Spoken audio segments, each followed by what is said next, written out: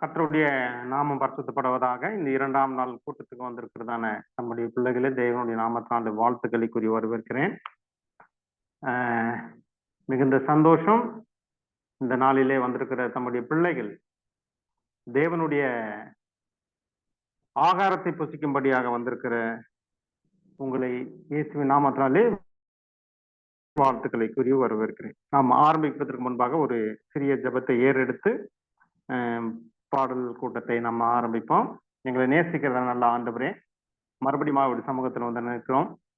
கொடுக்கப்பட்ட நல்ல தருணத்துக்காக நாங்கள் நன்றி செலுத்துக்கிறோம். ஒரு சிறு குழுவாய் நாங்கள் கூடி அப்பா உண்மை தியானம் பண்ணவும் உண்மை ஆராதிக்கவும் நீர் கொடுத்த இந்த நல்ல சந்தர்ப்பத்துக்காக நாங்கள் நன்றி செலுத்துக்கிறோம்.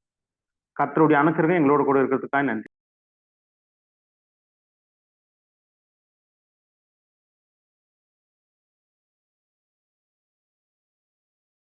அர்ஜுன் மைக் மியூட் ஆயிடுச்சு. அர்ஜுன் உங்க மைக் அன்மியூட் பண்ணு. சரி, நான் பாட்டு பண்றேன். 255வது பாடல், சீயோன் இனிய கீதங்கள் 250வது பாடல்.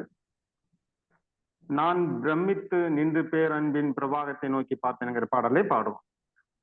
நான் பிரமித்து நின்று பேரன்பின் பிரபாகத்தை நோக்கி பார்த்தேன், என் உள்ளத்தில் மெய் சமாதானம் சம்பூரணமாயடைந்தேன். மாதூய உதிரத்தால் என் பாவம் நீங்க கண்டே, இயேசுவின் ரட்சிப்பினால் நான் ஆறுதல் கண்டடைந்தே. முன்னாளில் இவ்வாறுதல் காண ஓயாமல் பிரயாசப்பட்டேன், வீண் முயற்சி நீங்கின போதோ என் மீட்பராருள் பெற்றேன். மாதூய உதிரத்தால் என் பாவம் நீங்க கண்டே, இயேசுவின் ரட்சிப்பினால் நான் ஆறுதல் கண்டடைந்தே. தம் கரத்தை என் மேல் வைத்து நீ சொஸ்தமாவாயென்றன, நான் அவத்தம் பஸ்திரம் தோட ஆரோக்கியம் அருளினான். மாதூய உதிரத்தால் என் பாவம் நீங்க கண்டே, இயேசுவின் ரட்சிப்பினால் நான் ஆறுதல் கண்டடைந்தே. என் நேரமும் புண்ணியனாக என் பக்கத்தில் விளங்குவார், சமூகத்தின் அருள் பிரகாசம் என் பேரிலே வீச செய்வார். மாதூய உதிரத்தால் என் பாவம் நீங்க கண்டே, இயேசுவின் ரட்சிப்பினால் நான் ஆறுதல் கண்டடைந்தேன்.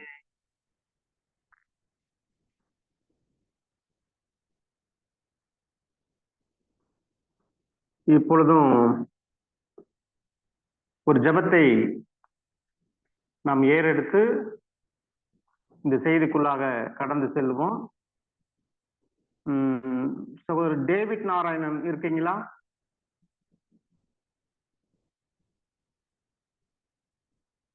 சகோதரர் டேவிட் நாராயணன். அப்படி இல்லைன்னா சகோதரர் சரவணன் நீங்கள் ஒரு ஜெபத்தை ஏறெடுத்து ஆரம்பிங்க. சகோதரர் சரவணன். ஜெபம். எங்களை அதிகமா நேசித்து வழிநடத்துகிற எங்கள் அன்பின் பரலோக தகப்பனே, இந்த நல்ல இறைவெளிக்காக நன்றி ஸ்தோத்திரிக்கிற தகப்பனே, இந்த வெளியில ஆண்டவரே நாங்கள் அமர்ந்து உடைய சத்திய வார்த்தைகளை நாங்கள் கேட்பதற்கு தடையா இருக்க எங்கள் பாவங்கள் குற்றங்கள் எல்லாத்தையும் கிருபையை பொறுத்து மன்னித்து உங்களுடைய ஆவியங்களோடு ஈடுபட்டு ஆண்டவரை முழுமையாக உங்களுடைய சத்தியத்தை தெரிந்து கொள்ள கர்த்தர் எங்களுக்கு உதவி செய்யுங்க. எந்த விதத்தில் நாங்கள் சோர்ந்து போகாதபடி சரியான முறையை அறிந்து கொண்டு உங்களுடைய வார்த்தை இணங்கி நாங்கள் கூட கர்த்தர் எங்களுக்கு உதவி செய்ய விசேஷமா ஆண்டவரே, இந்த இணைப்பிற்கு ஒவ்வொரு பிள்ளைகளுக்காக நாங்கள் ஜெபிக்கிறோம். முதல் கிருபை அவங்களோடு இருக்கும். இயேசு மூலம் ஜெபிக்கிறோம் நல்ல பிதாவே. ஆமென். ஆமென். ஆமென். Thank you brother Saravanan. இப்பொழுது கூட செய்திக்கு முன்பாக ஒரு விசேஷித்த பாடலை சகோதரர் பீட்டர் அவர்களை நான் ஏறெடுக்கும்படியாக கேட்டுக்கொள்கிறேன். சகோதரர் பீட்டர் வெள்ளிச்சந்தை அவர் ஒரு விசேஷித்த பாடலை நமக்கு முன்பாக பாடலாம்.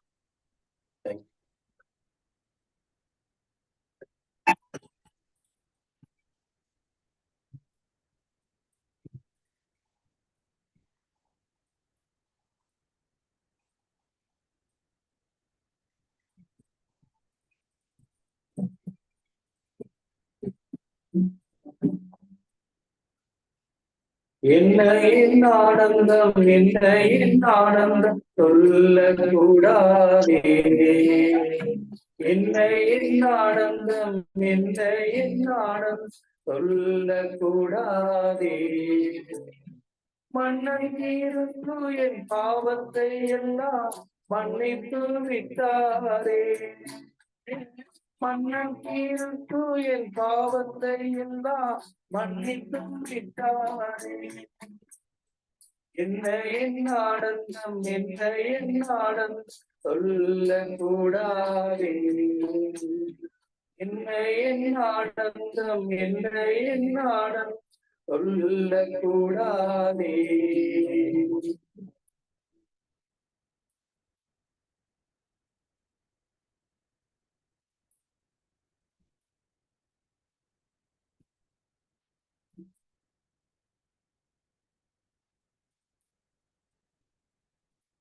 பிரதர் உங்க மியூசிக் கேட்கல.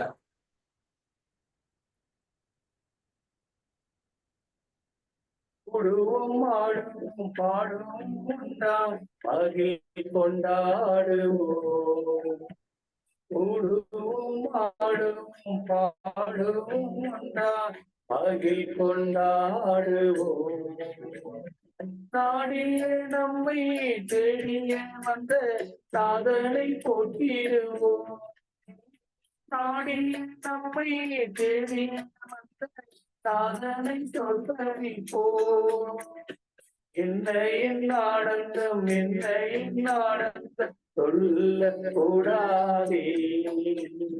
என்ன என் ஆனந்தம், என்ன என் ஆனந்தம் சொல்லக்கூடாதே.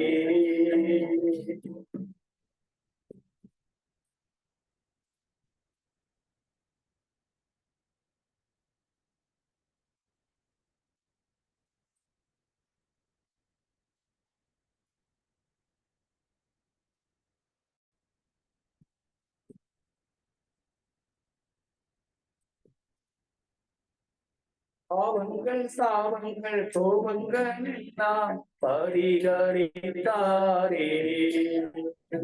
பாவங்கள் சாவங்கள் கோபங்கள் எல்லாம் பரிகரித்தாரே. ஏமாதி தேவன் என் உள்ளத்தில் வந்து தங்கியே விட்டாரே.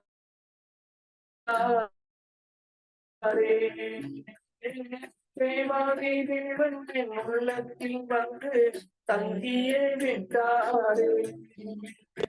என்ன என் ஆனந்தம், என்ன என் ஆனந்தம் சொல்லக்கூடாதே. என்ன என் ஆனந்தம், என்ன என் ஆனந்தம் சொல்லக்கூடாதே.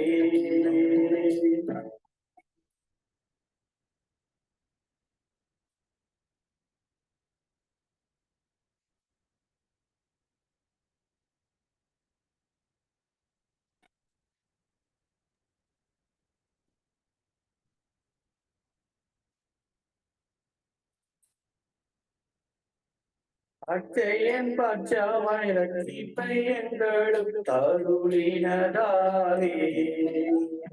அச்சையன் பச்சமாய் ரட்சிப்பை எங்களுக்கு தருளினதாரே. நிச்சய சுவாமியை பற்றிய சாட்சி பகர வேண்டியதே. நிச்சய சுவாமியை பற்றிய சாட்சி பகர வேண்டியதே. என்ன என் ஆனந்தம், என்ன என் ஆனந்தம் சொல்ல கூடாதே. என்ன என் ஆனந்தம், என்ன என் ஆனந்தம் சொல்ல கூடாதே.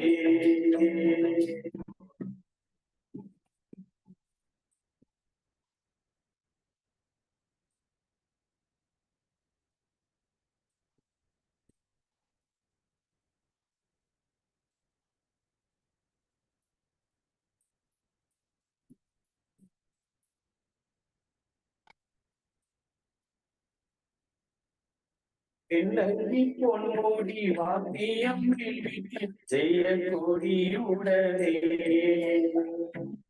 வெண்ணங்கி பொன்முடி வாத்தியம் வீழ்வித்து ஜெய கொடியுடனே. மண்ணுலகில் வந்து விண்ணுலகில் சேர்ந்த மன்னனை சொத்தரிப்போம். மண்ணுலகில் வந்து விண்ணுலகில் சேர்ந்த மன்னனை சொத்தரிப்போம். என்ன என் ஆனந்தம், என்ன என் ஆனந்தம் சொல்ல கூடாதே. என்ன என் ஆனந்தம், என்ன என் ஆனந்தம் சொல்ல கூடாதே.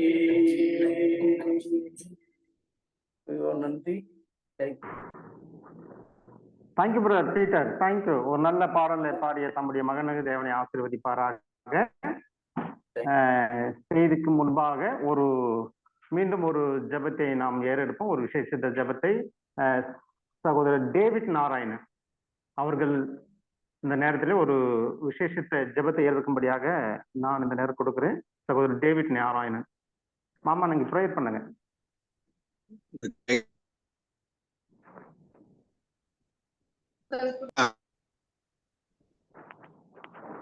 கேட்கல மாமா, கொஞ்சம்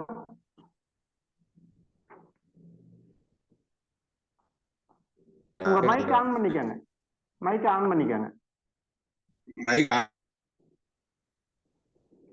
ஆமா, மைக் ஆஃப்ல இருக்கு, மைக் ஆன் பண்ணிக்கங்க.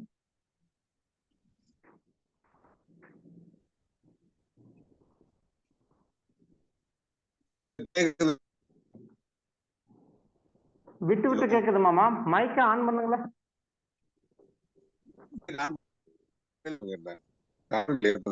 ஐயா, உங்க ஸ்கிரீன்ல மைக் ஆன் பண்ண சொல்லி வருதுங்களா?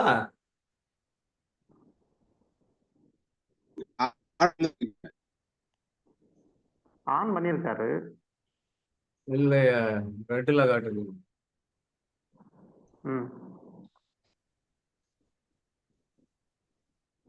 சரி மாமா, நீங்க தொடர்ந்து வாங்க. முடிவு ஜெபத்தை நாம் ஏறெடுப்போம்.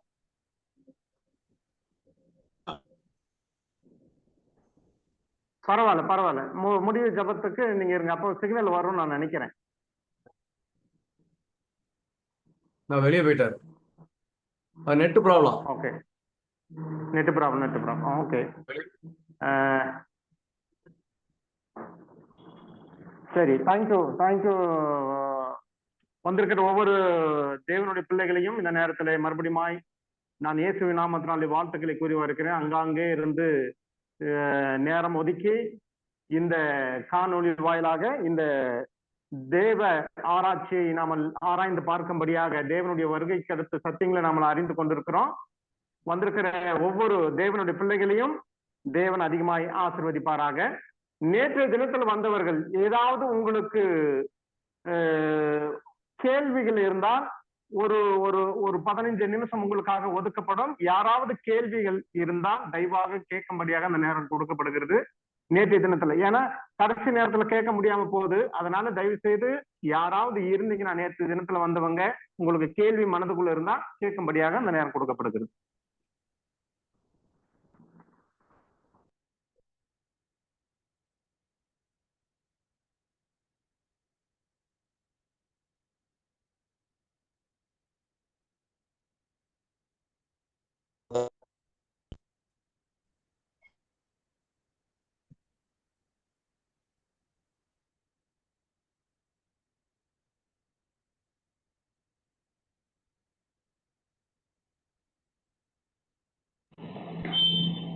யாருக்கும் கேள்வி இல்லாதது வரைக்கும்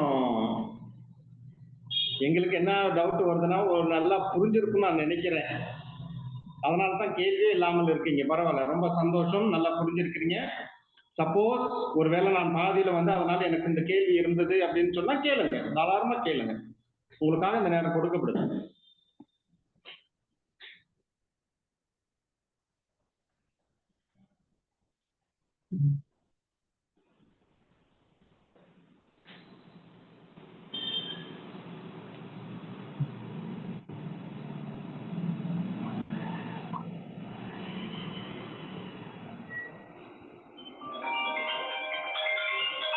சரி, அப்படி எதுவும் இல்லை என்றால் இந்த நாளுடைய செய்திக்குள்ளாக நம்ம கடந்தோம். இன்றைய நாள் ஒரு முக்கியமான செய்தி, மீதமான திருச்சபையினுடைய பிள்ளைகளுக்கு ஒரு முக்கியமான செய்தி. தயவு செய்து கவனமாய் இருந்து படித்து, உங்களுக்கு கேள்வி ஏதாவது இருந்தால் எல்லாரும் சேர்ந்து பகிர்ந்துப்போம், எல்லாரும் சேர்ந்து படிப்போம். அதனால கொஞ்சம் கவனமாய் கேட்கும்படியாக அந்த நேரம் கொடுக்கப்பட்டிருக்கிறது. இப்பொழுதும் கூட நான் பாஸ்டர் இடத்துல இந்த நேரத்தை கொடுக்கிறேன். அவர் செய்திக்குள்ளாக நம்மை வழி நடத்துவார். ஒரு ஜெபம் பண்ணிருங்களேன்.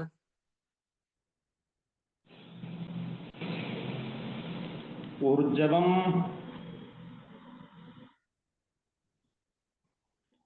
ஐயா ஜோசுவா இருக்கீங்க, அவர்கள் ஒரு ஜெபம் பண்ணும்படியாக நான் கேட்டுக்கொள்கிறேன். ஜோசுவா, தேன்கனிக்கோட்டை ஸ்கூல் டீச்சர் ஜோசுவா இருக்கீங்க, ஒரு ஜெபம் பண்ணும்படியாக நான் கேட்டுக்கொள்கிறேன்.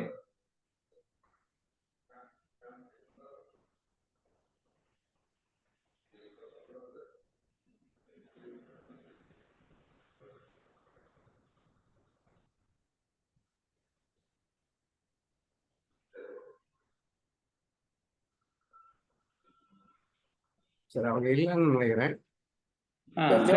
நானே பண்ணிடுறேன். பீட்டர் நான் பண்றேங்க. ஐயா ஜெபம் பண்ணிருங்க ஐயா. பண்ணுங்க. அன்பின் பல்லவத்தின் நல்லாண்டே, இந்த நேரத்திற்காக உடைய நாமத்திற்கு கோடான கொடி நன்றி அப்பா. அன்றே இந்த வெள்ளிலே சாமி, இந்த வேதத்தை ஆராய்ந்து அறிந்து கொள்ள இருக்கிறோம் தகப்பனே. பேச பூரம் தாசனை மறைத்து நீங்க வெளிப்படுங்க. அருமையான இந்த காலத்துக்கு ஏற்ற சத்தியங்களை நாங்கள் கேட்டு கண்டறிந்து காலத்தை பிரயோஜனப்படுத்திக் கொள்ள ஆவியனோட உதவி செய்யுங்கப்பா. அன்றே பேச நம்முடைய தாசனை மறைத்து நீங்க வெளிப்படுங்க. கேட்கிற எல்லா பிள்ளைகளோடும் ஆவியனர் கூட இருந்து அதை புரிய வைக்கும்படியாக ஜெபிக்கிறோம் சாமி. அன்று ஏதோ எனத்தானு கேட்காதபடி இந்த காலத்துக்கு ஏற்ற காரியங்கள் இருக்கிறது என்பதை உணர்ந்து கேட்டு மனமாற்றம் அடைந்து உடைய ராஜ்யத்துக்கு ஆயத்தமாக உதவி செய்யுங்க. ஏசப்ப மூலம் ஜெபிக்கிற எங்கள் பரிசுத்தமுள்ள நல்ல பிதாவே, ஆமென்.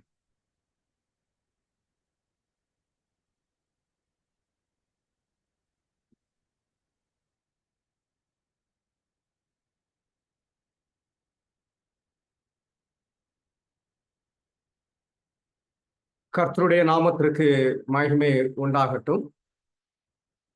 ஆண்டவருடைய பிரதான கிருபைகளுக்காய் தேவனை ஸ்தோத்திரிக்கிறேன். நிச்சயமாக நேற்றைய தினம் படித்த பாடம் இன்னைக்கு சிலர் புதிதாக வந்தது போல் தெரிகிறது. ஒருவேளை நேற்றைய பாடம் உங்களுக்கு மிஸ் ஆகிருக்கு அப்படின்னு சொன்னால் அது யூடியூப்லையும் இருக்குது, ஃபேஸ்புக்லையும் இருக்குது, நீங்கள் அதை கேட்கலாம். சரி, நேற்று படித்ததனுடைய சாராம்சம் ஒரு ஒரு ஒரு வரியில 2 வரியில சொல்லணும் அப்படின்னா, இயேசு கிறிஸ்துவினுடைய வருகையினுடைய துரிதத்தை அறிவதற்கு அடையாளங்களை கூர்ந்து கவனிக்க வேண்டும், சூழ்நிலைகளை கூர்ந்து கவனிக்க வேண்டும். அதோடு கூட பரிசுத்த ஸ்தலத்திலே சொல்லப்பட்ட 2ஆம் வகைக்கான மாதிரிகளிலே இருக்கிற காலங்களின் அடிப்படையில் தான் கிறிஸ்து வருவார். அதனால கிறிஸ்துவனுடைய வருகைக்கு பரிசுத்த ஸ்தலத்திலே காலம் சொல்லப்பட்டிருக்கிறது என்று சொல்லி நாம் படித்தோம். இது ஒவ்வொருவருடைய கடமையின் போய் அந்த காலத்தை கணக்கிட்டு பார்க்க வேண்டியது ஒவ்வொருவருடைய கடமை. நான் ஒரு கணக்கிட்டு இருக்கிறேன், அதை இறுதியில் வெளிப்படுத்துவேன். நான் அந்த கணக்கு தப்பு அப்படின்னு சொன்னா நீங்க இன்னொரு கணக்கிட்டு பார்க்க வேண்டுமே தவிர இயேசுவின் வருகைக்கு நாள் அறியவே முடியாது என்கிற மனநிலை எனக்கு அருமையான தேவனுடைய பிள்ளைகளை, அது ஒரு பிழையானது என்பதை நம்ம நேற்றைய தினத்தில் அறிந்தோம். சரி, இன்னைக்கு ஒரு மிக முக்கியமான பாடத்தை நம்ம படிக்க போகிறோம். என்ன பாடம் அப்படின்னா, ஆண்டவருடைய வருகை எவ்வளவு சீக்கிரமாய் இருக்கிறது என்பதை நாம் அறிந்து கொள்ள பிரயாசப்படும் பொழுது நடக்க வேண்டிய காரியங்கள் நடக்க வேண்டும். சும்மா இயேசு வந்துருவாரு, வரப்போறாரு, கண்மூடித்தனமான விசுவாசம்லாம் நல்வழிப்படுத்தாது. உறுதிப்படுத்தப்பட்ட விசுவாசம் இருக்க வேண்டும். இப்ப இயேசு வரப்போகிறார் என்று படிக்கும் பொழுது சும்மா பரிசுத்தலத்துல ஒரு தேதி சொல்லியிருக்கீங்க, இந்த தேதி பக்கத்துல இருக்குங்க, அதனால அவர் வரப்போறார் அப்படிலாம் நம்ம போதிக்கவும் இல்லை, அப்படி நம்ம படிக்கிறவும் இல்லை.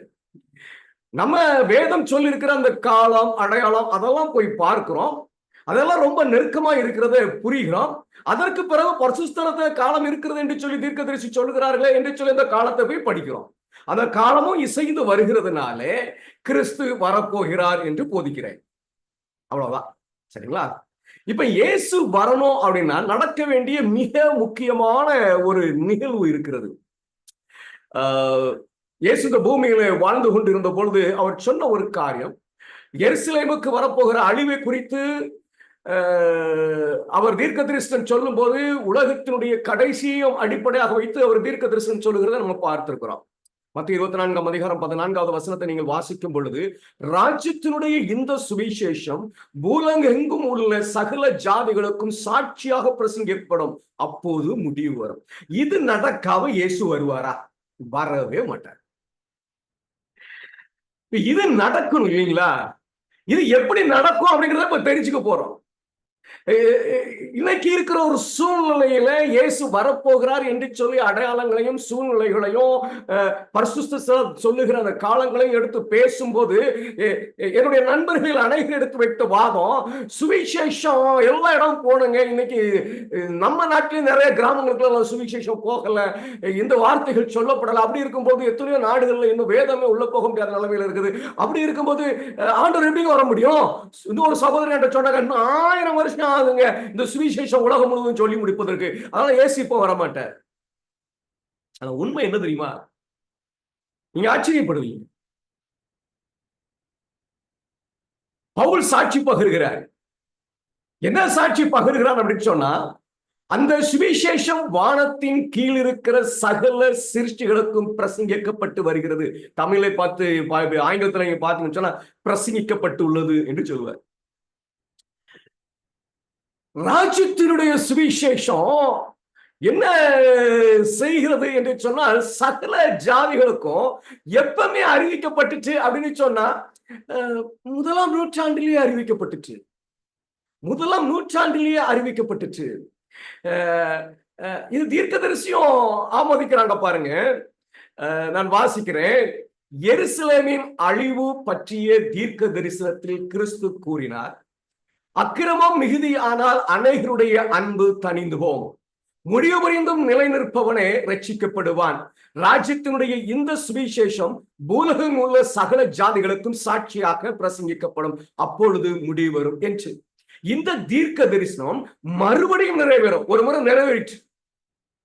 ராஜ்யத்தினுடைய இந்த சுவிசேஷம் சகல ஜாதிகளுக்கு அறிவிக்கப்படும் என்கிறது, அந்த வேலை ஒரு முறை நடந்துட்டு அது மறுபடியும் நிறைவேறும். அந்த காலத்தில் அபரிதமான அக்கிரமம் அந்த தலைமுறையில் அதன் பிரதிபலிப்பை காண்கிறது. அப்படியே சுவிசேஷ பிரசங்கமும் தொடர்பிலும் முன்னறிவிக்கிறது. எருசலேமின் வீழ்ச்சிக்கு முன்பாக பரிசுத்த ஆவியால் எழுதிய பவுல், சுவிசேஷமானது வானத்தின் கீழ் இருக்கிற சகல சிருஷ்டிகளுக்கும் பிரசங்கிக்கப்பட்டது என்று அறிவித்தார். எனக்கு அருமையான தேவனுடைய பிள்ளைகளை எனக்கு நேரம் குறிச்சு கொடுத்துட்டாங்க. நான் அப்படி போக போறது கிடையாது, விரட்டிக்கலாம். மெதுவாக தான் பேச போறேன். அந்த நேரம் வந்தாலும் நிறுத்திடுவேன். நாளைக்கு தொடர்ந்து கொள்ளலாம்.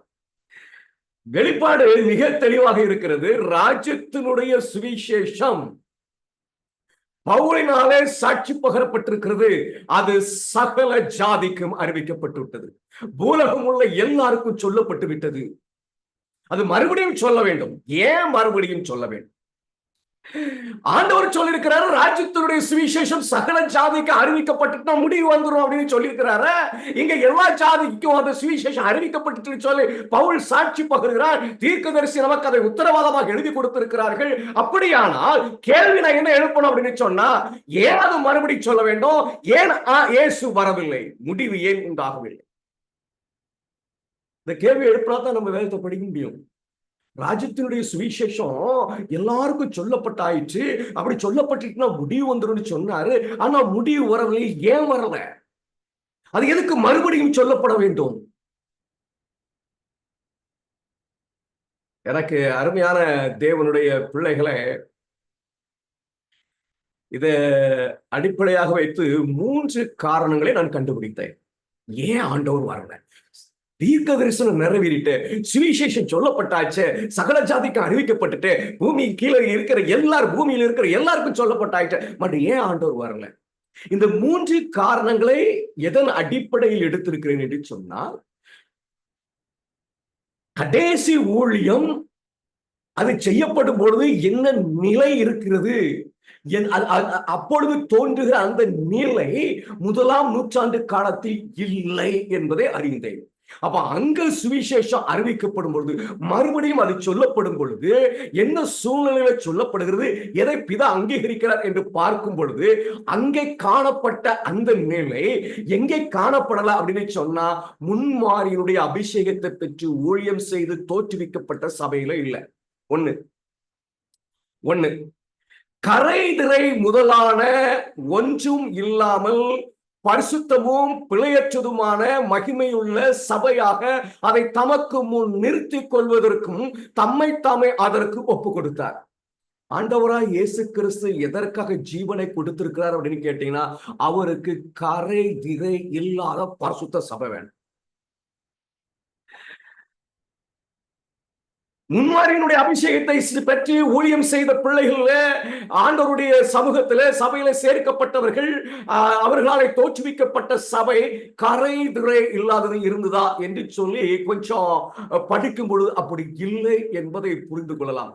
பவுல் பிரயாணமாய் போகும்பொழுது எபேசிய பட்டணத்தினுடைய மூப்பர்களை கூப்பிட்டு சொல்வார், உங்களில் சிலர் மறுதலிப்பார்கள் என்று சொல்லி. சுவிசேஷம் எல்லாருக்கும் சொன்னா மட்டும் போதாது, சபை கரைதிரை அற்றதாக இருக்க வேண்டும். அப்பதான் இயேசு வருவார். நல்லா புரிச்சுக்கிடுங்க. ஏன் இயேசு வரல? சுவிசேஷம் தான் எல்லாருக்கும் சொல்லப்பட்டுட்ட, முடிவு ஏன் வரல அப்படின்னு கேட்டீங்கன்னா, ஆண்டவர் எதிர்பார்க்கிற கரைதிரை அற்ற சபை தோன்றவில்லை. 2வது, அவர் தமது ஆத்தும வருத்தத்தின் பலனை கண்டு திருப்தி ஆவார். சுவிசேஷம் சகல ஜாதிகளுக்கு அறிவிக்கப்படும் பொழுது, வானத்தின் கீழ் இருக்கிற எல்லாருக்கும் அது சொல்லப்படும் பொழுது, ஆண்டவர் அதனால ஆதாயப்படுகிற ஆத்துமாக்களின் எண்ணிக்கையை பார்த்து திருப்தியாக வேண்டும். சுவிசேஷம் எல்லாருக்கும் அறிவிக்கப்பட்டாலும் சிதறி கிடக்கிற ஆடுகளிலே ஆண்டவருடைய பிள்ளைகள் இன்னும் முழுமையாய் கூட்டி சேர்க்கப்படவில்லை. ஆகையினால இயேசு என்ன செய்ய முடியல அப்படின்னு சொன்னா, சுவிசேஷம் சகல ஜாதிக்கும் அறிவிக்கப்பட்டாலும் அவர் முடிவை கொண்டு வர முடியல. இப்ப நல்லா புரிஞ்சுக்கிடுங்க. எல்லாரும் சுவிசேஷத்தை அறிவிக்கிறோம், சுவிசேஷத்தை அறிவிப்பது மட்டுமல்ல, சேர்க்கப்பட்ட வேண்டிய ஆடுகள் கூட்டி சேர்க்கப்பட வேண்டும். சுவிசேஷம் எல்லாருக்கும் போய் சொல்லுகிறது மட்டுமல்ல, கரைதிரையற்ற சபை தோன்ற வேண்டும். இது ஒரு மிக முக்கியமான காரியம். அவர்கள் எல்லோரும் ஒன்றாய் இருக்கவும் இயேசு பிதாவின் இடத்துல வேண்டுதல் செய்யும் போது சீஷர்களை குறித்து சொல்கிறார், சீஷர் எல்லோரும் ஒன்றாய் இருக்கவும், பிதாவே நீர் என்னை அனுப்பினதை உலகம் விசுவாசிக்கிறதும், நீர்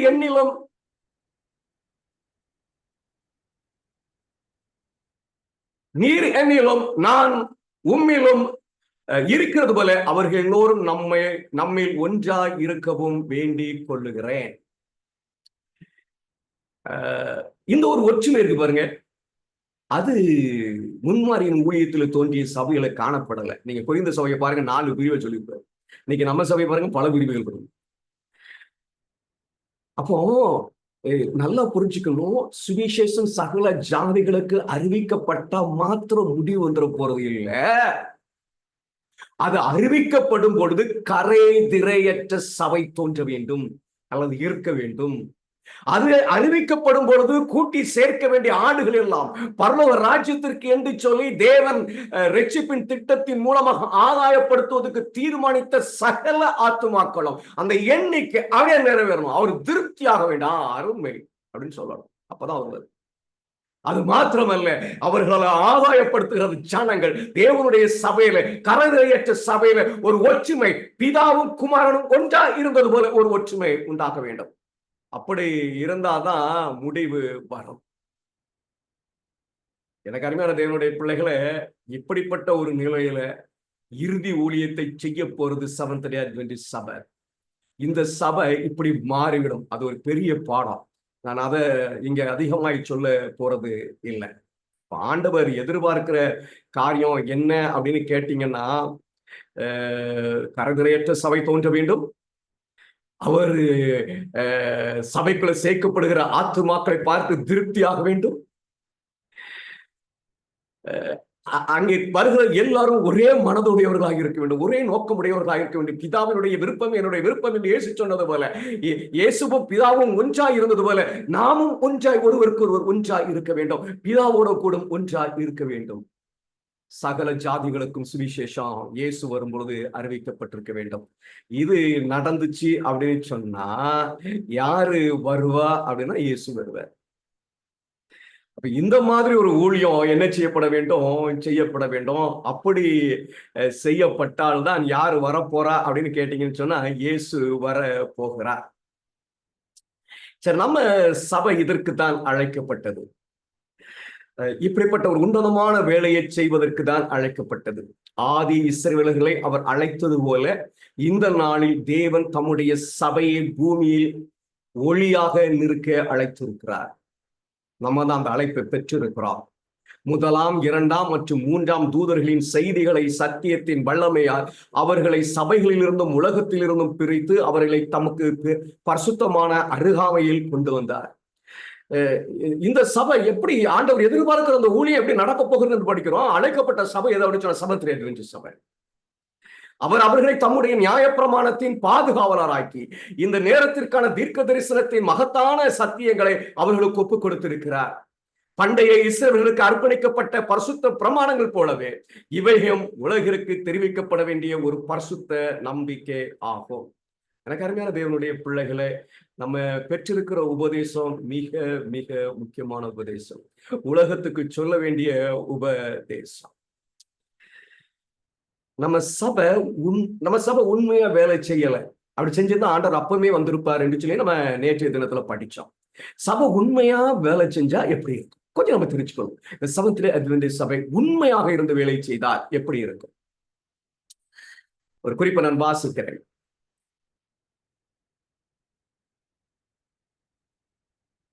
ஒரு விசேஷ வேலை செய்ய தேவனால் அனுமதிக்கப்பட்டு சத்தியத்தை அறிவிப்பதற்கான அவருடைய பிரதிநிதிதான் சபை. மேலும் அவருக்கு விசுவாசமாக இருந்தால், அவருடைய எல்லா கட்டளைகளுக்கும் கீழ்ப்படிந்தால் அங்கே தெய்வீக கிருபையின் மேன்மை அவளுக்குள் வாசம் செய்யும். தெய்வீக மேன்மையின் கிருபை அவளுக்குள் வாசம் செய்யுமா? அவள் தன் விசுவாசத்திற்கு உண்மையாக இருந்தால், இஸ்ரவேலின் தேவனாகிய கர்த்தரை அவள் கனம் பண்ணினார், அங்கே அவளை எதிர்த்து நிற்கும் எந்த சக்தியும் இருக்காது. சபை கிறிஸ்துவின் நீதியின் வஸ்திரத்தை அணிந்து உலகத்துடனான அனைத்து பற்றுதலிலும் இருந்து விலகினால் அங்கே பிரகாசமான மற்றும் மகிமையான நாளின் விடியல் அவளுக்குள் முன்னால் இருக்கிறது. எனக்கு அருமையான தேவனுடைய பிள்ளைகளை, ஆண்டவருடைய சபை உண்மையாக இருந்திருந்தால் இவ்வளவு மேன்மையாக இருந்திருக்கும். அவங்களை எதிர்க்கிறதுக்கு ஒருத்தருமே கிடையாது. ஆண்டவருடைய கிருபை அவர்களுக்கு முன்பாக இருக்கும், விடியல் அவர்களுக்கு முன்பாக இருக்கும். ஆனா சபை என்ன செய்யல அப்படின்னா, அவளுக்கு நியமிக்கப்பட்ட வேலையை சரிவர செய்து முடிக்கல. அவள் சரிவர செய்திருந்தால் நான் கடந்த நாளில் இந்த வாசித்த குறிப்பு என்பதனால என்ன வாசிக்கிறேன். சரிவர செய்திருந்தால் ஆண்டவர் அப்பமே வந்திருப்பார் என்று சொல்லி தீர்க்கதரிசி சொல்லுறாங்க. ஏன் இந்த சபை ஊழியத்தை சரிவர செய்ய முடியல? நான் எல்லா குறிப்பையும் வாசிக்க போறது இல்லை. ஒரு ஒரு ஒரு ஸ்லைடுல எந்த குறிப்பு நான் சொல்ற கருத்து எங்க இருக்கிறது என்பதை நான் பதிவிட்டு இருக்கிறேன். என்ன பிரச்சனை தெரியுமா? உண்மையா இருக்க அழைக்கப்பட்ட சபை தூங்கிட்டு சபைக்குள்ள பதர் விதைக்கப்பட்டாயிற்று. சபைக்குள்ள பதர் விதைக்கப்பட்டதினாலே சபை உண்மையற்றதாக மாறி அதனுடைய விளைவு பயங்கரமானது. பதர் தானே சும்மா ஞானஸ்நானம் எண்ணிக்கை கொடுத்துருவோம், கணக்குக்கு போட்டோம், ஒரு ரிப்போர்ட்டை கேட்காங்கப்பா, ஒரு போட்டு விடுங்கப்பா. அதனுடைய விளைவு பயங்கரமானது. நான் வாசிக்கிறேன். சபையில் பதர் இருக்கும் வரைக்கும் சபை சத்துருவை எதிர்த்து நிற்க முடியாது. சபை உண்மையா இருந்திருந்தால் அதை எதிர்த்து நிற்க ஒருவரும் பூமியில கிடையாது. ஆனா சபையில பதர் இருப்பதனாலே, துன்மார்க்கம் இருப்பதனாலே, பாவம் காணப்படுவதனாலே சத்துருவை எதிர்த்து நிற்க சபையால் முடியாது. சபையில் பாவம் இருக்கும் வரைக்கும் சபை முழு வெற்றியை பெறாது. யாராவது மைக்க ஆன் பண்ணி வச்சு தயவு செய்து ஆஃப் பண்ணிருங்க. பேசும்போது மாத்திரம் நம்ம ஆன் பண்ணிக்கலாம், சரிங்களா? சரி, நம்ம பார்த்தோம் தெரியுமா, இயேசு வரணும் அப்படின்னு சொன்ன சுவிசேஷம் சகல ஜாதிகளுக்கு அறிவிக்கப்படுறது மாத்திரமல்ல, அவர் ஆதாயப்படுத்தப்படுகிற ஆத்மாவினால் திருப்தியாக வேண்டும் என்று சொல்லி. ஆனா இங்க என்ன சொல்லுது அப்படி சொன்னா, சபையில பாவம் இருக்கிற வரைக்கும் சபை முழு வெற்றியை பெறாது. சபையில் பாவம் இருக்கும் வரைக்கும் தேவன் அணைகிற சபைக்குள் வரவழைக்க தேவன் உதவ மாட்டார். நிறைய பேர் வர்றதுக்கெல்லாம் உதவ மாட்டாரு. அப்படின்னா இந்த நிலையில, பதர் நிறைந்த நிலையில சபை ஓடிக்கொண்டு இருக்குமானால் இயேசு வர முடியுமா அப்படின்னு கேட்டா நிச்சயமான முடிவை சொல்ல முடியாது, வர முடியாது.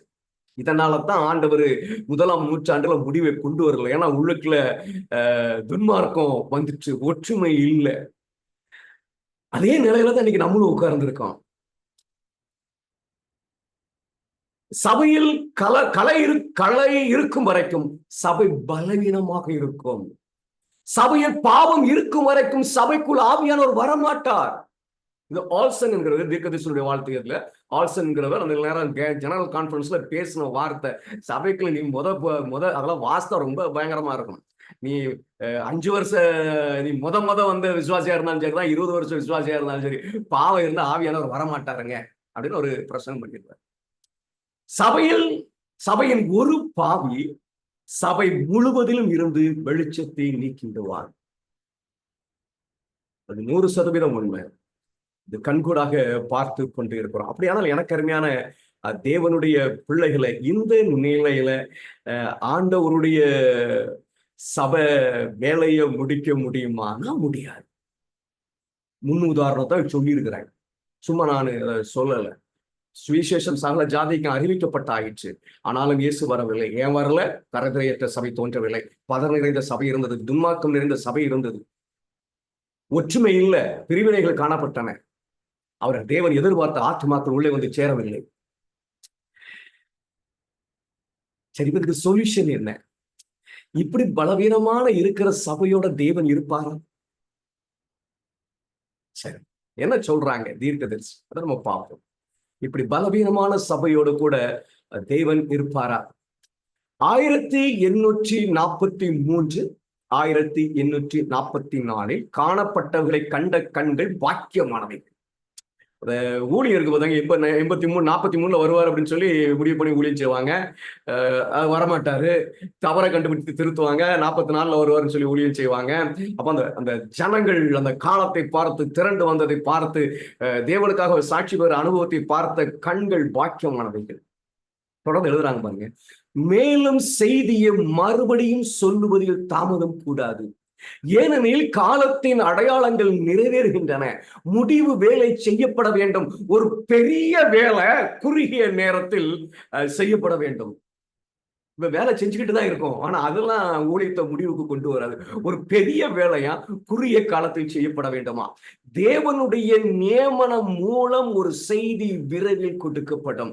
அது பலத்த சத்தமாக பெருகும். வெளிப்படுத்தல் 18ஆம் அதிகாரம் 1வது வசனம். பலத்த சத்தமாக பெருகும். அதுதான் இறுதி எச்சரிப்பினுடைய ஊழியம். 3ஆம் தூதனுடைய செய்தியோடு சேர்ந்து பின்வாரியினுடைய அபிஷேகத்தினால செய்யப்படுகிற ஊழியம். இங்க என்ன சொல்றாங்க? இப்போ ஓடிக்கிட்டு இருக்கோம் தெரியுமா? அந்த ஓட்டத்தில் God is had an appointed way. ஒரு ஒரு ஒரு நியமனம் மூலம், ஒரு தேர்ந்தெடுத்தல் மூலம் சிலரை நியமித்து ஊழியத்தை செய்ய போறாரு. அது பலத்த சத்தமாக மாறும். ஆண்டவருடைய திட்டம் இருக்கிறது. இப்படியே ஓடிட்டு இருந்தா நீங்க உலகம் முழுவதும் டெலிகாஸ்ட் பண்ணி அப்படி பண்ணி இப்படி பண்ணி சுவிசேஷம் சொன்னாலும் ஆண்டவர் வரப்போறது இல்லை. ஏன்னா அவர் வருகிறதுக்கு கரைதரையற்ற சபை வேண்டும். அவர் வரணும் அப்படின்னு சொன்னா என்ன இருக்கணும் அப்படின்னு கேட்டீங்கன்னா ஒற்றுமை இருக்க வேண்டும். அவர் வரணும் அப்படின்னு சொன்னா அவர் எதிர்பார்க்கிற எல்லா ஆத்துமாக்களும் வர வேண்டும். சரி, இது நடக்கணும் இல்லையா? நம்ம ஆசை அதுதானே, இது நடக்க வேண்டும். இது நடக்க வேண்டும் என்று சொன்னால் பின்மாரியுடைய அபிஷேகம் அது இல்லாமல் இது நடக்கவே நடக்காது. தீர்க்கதரிசி சொல்றாங்க பாருங்க, தேவனுடைய மகிமையால் பூமி முழுவதையும் பிரகாசிக்க செய்யும் தேவ ஆவியின் மகத்தான வெளிப்பாடு. வெளிப்படுத்தல் 18ஆம் அதிகாரம் 1வது வசனம். மகத்தான வெளிப்பாடு, பூமி முழுவதும் பிரகாசிக்க செய்கிற மகத்தான வெளிப்பாடு. தேவனுக்கு உடன் வேலையாட்களாக இருப்பது என்றால் என்பதை அனுபவத்தின் மூலம் அறிந்த ஒரு தெளிவான ஜனம் வரும் வரை வராது. நமக்கு தேவனுக்கு உடன் வேலையாட்களாக இருப்பதா என்னன்னு தெரியுமா? அது நமக்கு போதிக்கப்படுகிறதா? அதை தெளிவா அறிகிற வரைக்கும் ஒரு ஜனம் வராதான். அத ஒரு ஜனம் வருகிற வரைக்கும் அந்த வெளிப்படுத்தல் 18ஆம் அதிகாரத்துல காணப்படுகிற பின்மாரியினுடைய ஊழியம், இறுதி எச்சரிப்பின் ஊழியம் நடக்காதான். கிறிஸ்துவின் சேவைக்கு நாம் முதன்மையாக முழு மனதுடன் அர்ப்பணம் செய்யும் போது தேவன் அவருடைய ஆவியை அளவில்லாமல் ஊற்றுவதன் மூலம் அந்த செயலை அங்கீகரிப்பார். ஆனால் சபையின் பெரும் பகுதி தேவனுக்கு உடன் வேலையாட்களாக இல்லாத போது இது இருக்க முடியாது. அப்படின்னா ஆண்டவருடைய இறுதி ஊழியத்தை நிறைவேற்றுவதற்கு ஆண்டவர் என்ன செய்வார் என்று சொன்னார்? சபையில எல்லாரும் அவருக்கு உடன் வேலையாட்களாக இருக்கும்படியாக மாற்றுவார். உடன் வேலையாட்கள் என்பதனால் நீங்கள் ஆராய்ந்து அறியுங்கள். சும்மா அது நடக்காது. அவருடைய திட்டத்தை அறிய வேண்டும், அவருடைய விருப்பத்தை அறிய வேண்டும், அவர் என்ன எதிர்பார்க்கிறாரோ அதை செயல்படுத்துறவர்களாக இருக்க வேண்டும். அப்ப எல்லாத்தையும் சரியா அறிந்த பிள்ளைகளால் தான் அதை என்ன செய்ய முடியும். சரி, இப்போ ஆண்டவர் சபை இப்படி இருக்கு, எப்படி நடக்கும் அப்படின்னு ஒரு கேள்வி நம்ம மனதுல உண்டாகலாம். இப்படி சொன்னப்போ என்னைக்கு சுவிசேஷம் சொல்லப்பட, என்னைக்கு நடக்க, பதறலாம் உள்ள உட்கார்ந்து இருக்குது. இன்னைக்கும் ஊழியமும் நம்ம வெளிப்படையாக பேசணும் அப்படின்னு சொன்னா பதறையதையும் கொண்டு நிறைச்சிக்கிட்டு உட்கார்ந்து இருக்கிறோம். இது நடக்குமா? ஆண்டவர் உத்தரவாதம் கொடுத்திருக்கிறார். என்ன உத்தரவாதம்? ஆயினும் இதோ நான் அவளுக்கு நயங்காட்டி அவளை வனாந்தரத்தில் அழைத்து கொண்டு போய் அவளோடு பட்சமாய் பேசி, இந்த வனாந்தரத்துக்கு அழைத்து கொண்டு போற அனுபவம் அதை நீங்க பாருங்களேன். இஸ்ரவேலர்களை வனாந்தரத்துக்கு அழைச்சிட்டு போயிடுவார் 40 வருஷம். அது ஏன் அப்படிங்கிற ஒரு 3 காரணம் இருக்கும். தேடி ஆராய்ந்து படிங்க. அவளோடு பட்சமாய் பேசி அவ்விடத்தில் இருந்து அவளுக்கு அவளுடைய திராட்சை தோட்டங்களையும் அப்படின்னா ஆத்துமாக்களை நம்பிக்கையின் வாசலாக ஆகோரின் பள்ளத்தாக்கையும் கொடுப்பேன். ஒரு நம்பிக்கையின் வாசல் அது என்ன அப்படின்னு கேட்டீங்கன்னா ஆகோரின் பள்ளத்தாக்கு. அப்பொழுது அவள் அங்கே தன் இள வயதின் நாட்களிலும் தான் எகிப்து தேசத்தில் இருந்து வந்து நாளிலும் பாடினது போல் பாடுவார். ஆரம்பத்தில் இருந்த மாதிரி வரும் சபை. அந்த ஏமாற்றத்தின் மத்தியில் வந்து ஒரு 50 பேர் உட்கார்ந்து வேதத்தை ஆராய்ந்து வாரத்து ஒரு சபையை உருவாக்குனாங்க தெரியுமா? அந்த ஆரம்ப காலம் போல சபையாகும். இப்போ அவளுக்கு கொடுக்கப்பட்டிருக்க நம்பிக்கையின் வாசல் உண்டாகும் போது அது என்னது அந்த நம்பிக்கையின் வாசல்? யோசுவா புஸ்தகத்துல நீங்க படிக்கலாம். 6-7 நீங்க வாசிங்கன்னு சொன்னா அங்க ஒரு யுத்தம் நடக்கும். எரிகோ பட்டணத்தை எதிர்த்து யுத்தம் நடக்கும், பெரிய வெற்றி. ஆனா அங்க ஆண்டவர் என்ன சொல்லியிருப்பாரு? நீங்க எதையும் எடுத்துட்டு வரக்கூடாது, எல்லாத்தையும் சுட்டு எரிச்சு அழிச்சுன்னு சொல்லிடுவாரு. ஆனா ஆகான் என்கிறவன் சில பொருட்களை எடுத்துக்கொண்டு தன்னுடைய வீட்டுக்குள்ள புதைத்து வைத்துக் கொள்வான். அந்த ஆகான் உள்ள இருக்கிறதுனால, பாளையத்தில் இருக்கிறதுனால அவங்க ஆயி பட்டணத்தை பிடிக்க போகும்போது சின்ன பட்டணம், எரிகோ பட்டணத்தோட ஒப்பிட்டு பார்க்கும்போது மிக பலவீனமான சிறிய பட்டணம். ஆனா இஸ்ரவேலை ஓட விட்டு விரட்டிடுவாங்க. ஒரு 300 பேர் கொண்டு விடுவாங்க. அப்ப என்ன ஆண்டவரேன்னு விசுவாசிக்கும் போது இந்த ஆகானை ஆண்டவர் அடையாளம் காட்டி அவனை நீக்க சொல்லுவார். அவனை கொண்டு போய் அவன் குடும்பத்தையும் எல்லாத்தையும் கொண்டு போய் கல்லெறிந்து கொள்வார்கள். அந்த கற்குருவிகள் இருக்கிற இடத்துக்கு பேரு தான் என்ன அப்படின்னு சொன்னா ஆகோரின் பள்ளத்தாக்கு. அதுல ஒரு வாக்கியம் ரொம்ப முக்கியம். அவன் மேல் இந்நாள் வரைக்கும் இருக்கிற பெரிய கற்குருவிகளை குவித்தார்கள், இப்படியே கர்த்தர் தமது கோபத்தின் உக்கிரத்தை விட்டு மாறினார். ஆகான் இருந்தால் தேவன் கோபமாக இருப்பார். அந்த ஆகான் நீக்கப்பட்டால்தான் தேவன் தம்முடைய கோபத்தை விட்டு நீங்குவார். என்ன ஒரு வாக்குத்தத்தம், என்ன ஒரு உத்தரவாதம் நமக்கு கொடுக்கப்பட்டிருக்குன்னா, நம் மத்தியில் இருக்க ஆகான்கள் நீக்கப்படுவார்கள். தீர்க்கதரிசி சொல்லுவாங்க, ஒவ்வொரு வீட்டிலும் ஒவ்வொரு சபையிலும் ஆகான் இருக்கிறாங்க. அப்படி இருக்கும்போது அந்த வீட்டின் மேலும் அந்த சபையின் மேலும் தேவன் கோபமா இருக்கிறார். தோல்வி பின்னிட்டு ஓடணும். ஆனா என்ன உத்தரவாதம் கொடுத்திருக்காரு? உனக்கு நம்பிக்கையின் வாசல் தந்திருக்கிறேன்ப்பா. என்ன அந்த நம்பிக்கையின் வாசல் அப்படின்னு கேட்டீங்கன்னா, ஆகரெல்லாம் நீக்கிடுவேன், பதரெல்லாம் நீக்கிடுவேன், உங்களை சுத்தப்படுத்துவேன், நான் உன்னோடு கூட இருந்து உனக்கு வேலை செய்வேன். சபையினுடைய பிள்ளைகள் எல்லாரும் தேவனுக்கு உடன் வேலை ஆட்களாக இருப்பார். இன்னொரு வசனத்தை நான் வாசிக்கிறேன், சகரியாவுடைய புத்தகத்துல 3வது அதிகாரம். இதோ நான் யோசுவாவுக்கு முன்பாக வைத்த கல், இந்த ஒரே கல்லின் மேல் 7 கண்களும் வைக்கப்பட்டு இருக்கிறது. இதோ நான் அதன் சித்திரவேலையை நிறைவேற்றி இந்த தேசத்தின் அக்கிரமத்தை ஒரே நாளிலே நீக்கி போடுவேன் என்று சேனைகளின் கர்த்தர் சொல்லுகிறார். அக்கிரமம் நீக்கப்படும், இது உத்தரவாதம், இது வாக்குறுதி. அந்நாளில நீங்கள் ஒருவரை ஒருவர் திராட்சை செடியிலும் அத்தி மரத்திலும் வரவழைப்பீர்கள் என்று சேனைகளின் கர்த்தர் சொல்கிறார். இந்த அக்கிரமம் நீக்கப்பட்ட பின்பு மிகப்பெரிய ஊழியத்தை ஆண்டவர் செய்வார் என்பது உத்தரவாதம் கொடுக்கப்பட்டிருக்குது. அதாவது சபை பதர் நீங்க சுத்திகரிக்கப்படும். இந்த உத்தரவாதம் இருக்கிறதுனால நான் இன்னைக்கும் செவன்த் டே அட்வென்டிஸ்ட். எவ்வளவு பலவீனமாக இருந்தாலும் சரி, எவ்வளவு அருவருப்பான காரியத்தை பார்த்தாலும் சரி, சபையின் மீது நான் நெருப்பு கொள்வது இல்லை, சபையை வழிநடத்துவதன் மீது நான் கோபப்படுவது இல்லை, அவர்கள் மீது எரிச்சல் அடைவது இல்லை. ஏனென்றால் இந்த சபை சரியான சபை, நான் இருக்கிற இடம் சரியான இடம், எனக்கு ஒரு உத்தரவாதம் இருக்கிறது, எனக்கு ஒரு வாக்குறுதி இருக்கிறது, எனக்கு ஒரு வாக்குத்தத்தம் சொல்லப்படுகிறது. என்ன அப்படின்னு சொன்னா, என்கிட்ட இருக்கிற பதரெல்லாம் நீக்கப்படும், என்னிடத்துல காணப்படுகிற ஆகானெல்லாம் நீக்கப்படும், இந்த சபை சுத்திகரிக்கப்படும். இந்த நிலையிலையும் ஆண்டவருடைய சபையில தேவன் செயல்படுகிறாரா அப்படின்னு கேட்டா, தீர்க்கதரிசி ரொம்ப தெளிவாக சொல்றாங்க பாருங்க. நாம் நியாய தீர்ப்பை நெருங்கும் போது எல்லோரும் தங்கள் உண்மையான குணத்தை வெளிப்படுத்துவார்கள். அவர்கள் எந்த குழுவை சேர்ந்தவர்கள் என்பது தெளிவாக்கப்படும். சலடை நகர்கிறது. நாம் சொல்ல வேண்டாம், தேவனே உமது கரத்தை நிறுத்தும் என்று. சபையை சுத்திகரிக்கிறாரு, நம்ம நிறுத்துன்னு சொல்ல வேண்டாம். சபை கண்டிப்பாக சுத்திகரிக்கப்பட வேண்டும். இந்த செய்தி இன்னைக்கு சபையில கிடையவே கிடையாது. Purification need to take place. அது இல்லவே இல்லை. மேலும் அது நடக்கும். தேவன் ராஜ்யம் பண்ணுகிறார். இந்த சபையை இன்னும் கர்த்தர் ஆளுகை செய்து கொண்டிருக்கிறார். ஏன் அப்படின்னு சொன்னா, இந்த சபையை பதர் நீங்க தேவன் சுத்திகரிப்பார். ஜனங்கள் அவரை போற்றட்டும். இன்னொரு இடத்துல இதே சம்பந்தமான குறிப்பு அவர் சொல்லும் போது, ஆனால் சபை கண்டிப்பாக சுத்திகரிக்கப்பட வேண்டும், மேலும் அது நடக்கும். பொல்லாதவர்களை குறித்து எரிச்சல் அடையாது. Because God will purify the church. தேவன் ராஜ்யம் பண்ணுகிறார். ஜனங்கள் நடுங்கட்டும், உங்க ஜனங்கள் போற்றட்டும், இங்கு ஜனங்கள் நடக்கட்டும். ஐயா, சபையை சுத்திகரிக்கும் பொழுது அந்த சுத்திகரிப்பு பணியை பார்த்து ஆண்டவருடைய சபை மேன்மை அடைய போகிறது என்று சொல்லி சந்தோஷப்பட்டு தேவனை மகிமைப்படுத்துற ஒரு கூட்டம் உண்டு. அதை என்னுடைய விளைவை பார்த்து அங்கலாய்த்து பதறி பதற்றத்தோடு காணப்படுகிற ஒரு கூட்டம் உண்டு. கைவிடப்பட்ட கூட்டம், தேவனால ஆதாயப்படுத்தப்படுகிற கூட்டம். ஒரு கூட்டம் தேவனை போற்றும், அவர்கள் தேவனால ஆதாயப்படுத்தப்பட்டவர்கள். ஒரு கூட்டம் பயந்து நடங்கும், அவர்கள் தேவனாலே கைவிடப்பட்டவர்கள். எனக்கு அருமையான தேவனுடைய பிள்ளைகளை, மிக மிக முக்கியமான ஒரு உபதேசம். இந்த சபையில நீங்க கடைசி வரைக்கும் இருக்கணும். இதை விட்டுட்டு போக முடியாது, இதை பகைக்க முடியாது, இதை வெறுக்க முடியாது, இதை குற்றப்படுத்த முடியாது. ஏன் அப்படின்னு சொன்னா, தேவன் ராஜரீகம் பண்ணுகிறார். He has promised to purify the church. இன்னொரு குறிப்பை நான் வாசிக்கிறேன், அது இன்னும் ஆழமாக இந்த உண்மையை வெளிப்படுத்தும். வஞ்சிப்பதற்காக சாத்தான் அவனுடைய அற்புதங்களை செய்வான். அவன் தனது சக்தியை மிக உயர்ந்ததாக அமைப்பான். சபையானது விழப்போவதாக தோற்றமளிக்கலாம், ஆனால் அது விழாது.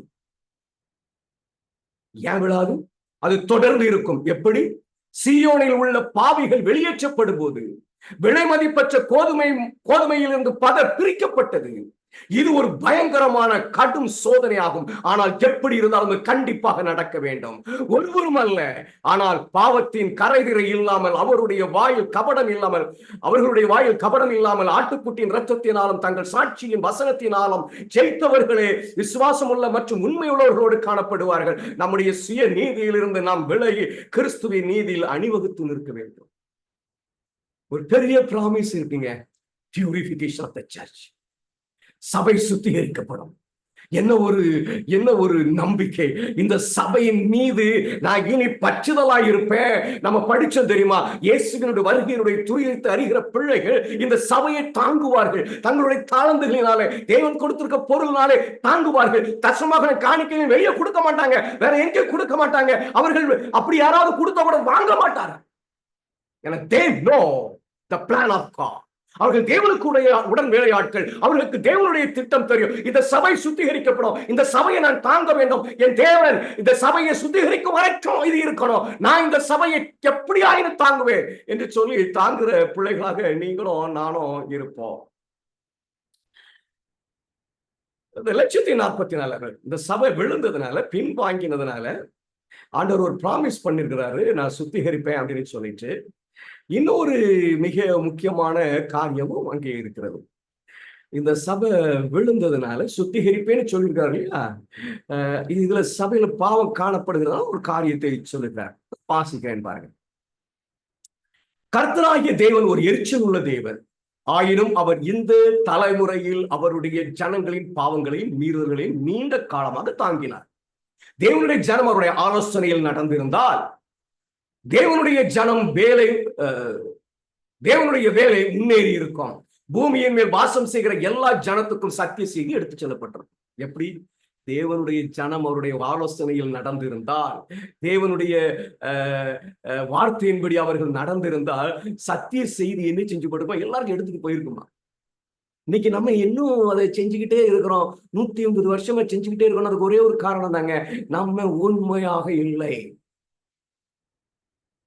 ஆண்டவருடைய சமூகத்துல ஒப்பு கொடுத்து பேசுற எந்த சபத்திலே அட்வென்டிஸ்ட் சபை விசுவாசம் சொல்வார்கள், சபை உண்மையாக இல்லை என்று சொல்லி.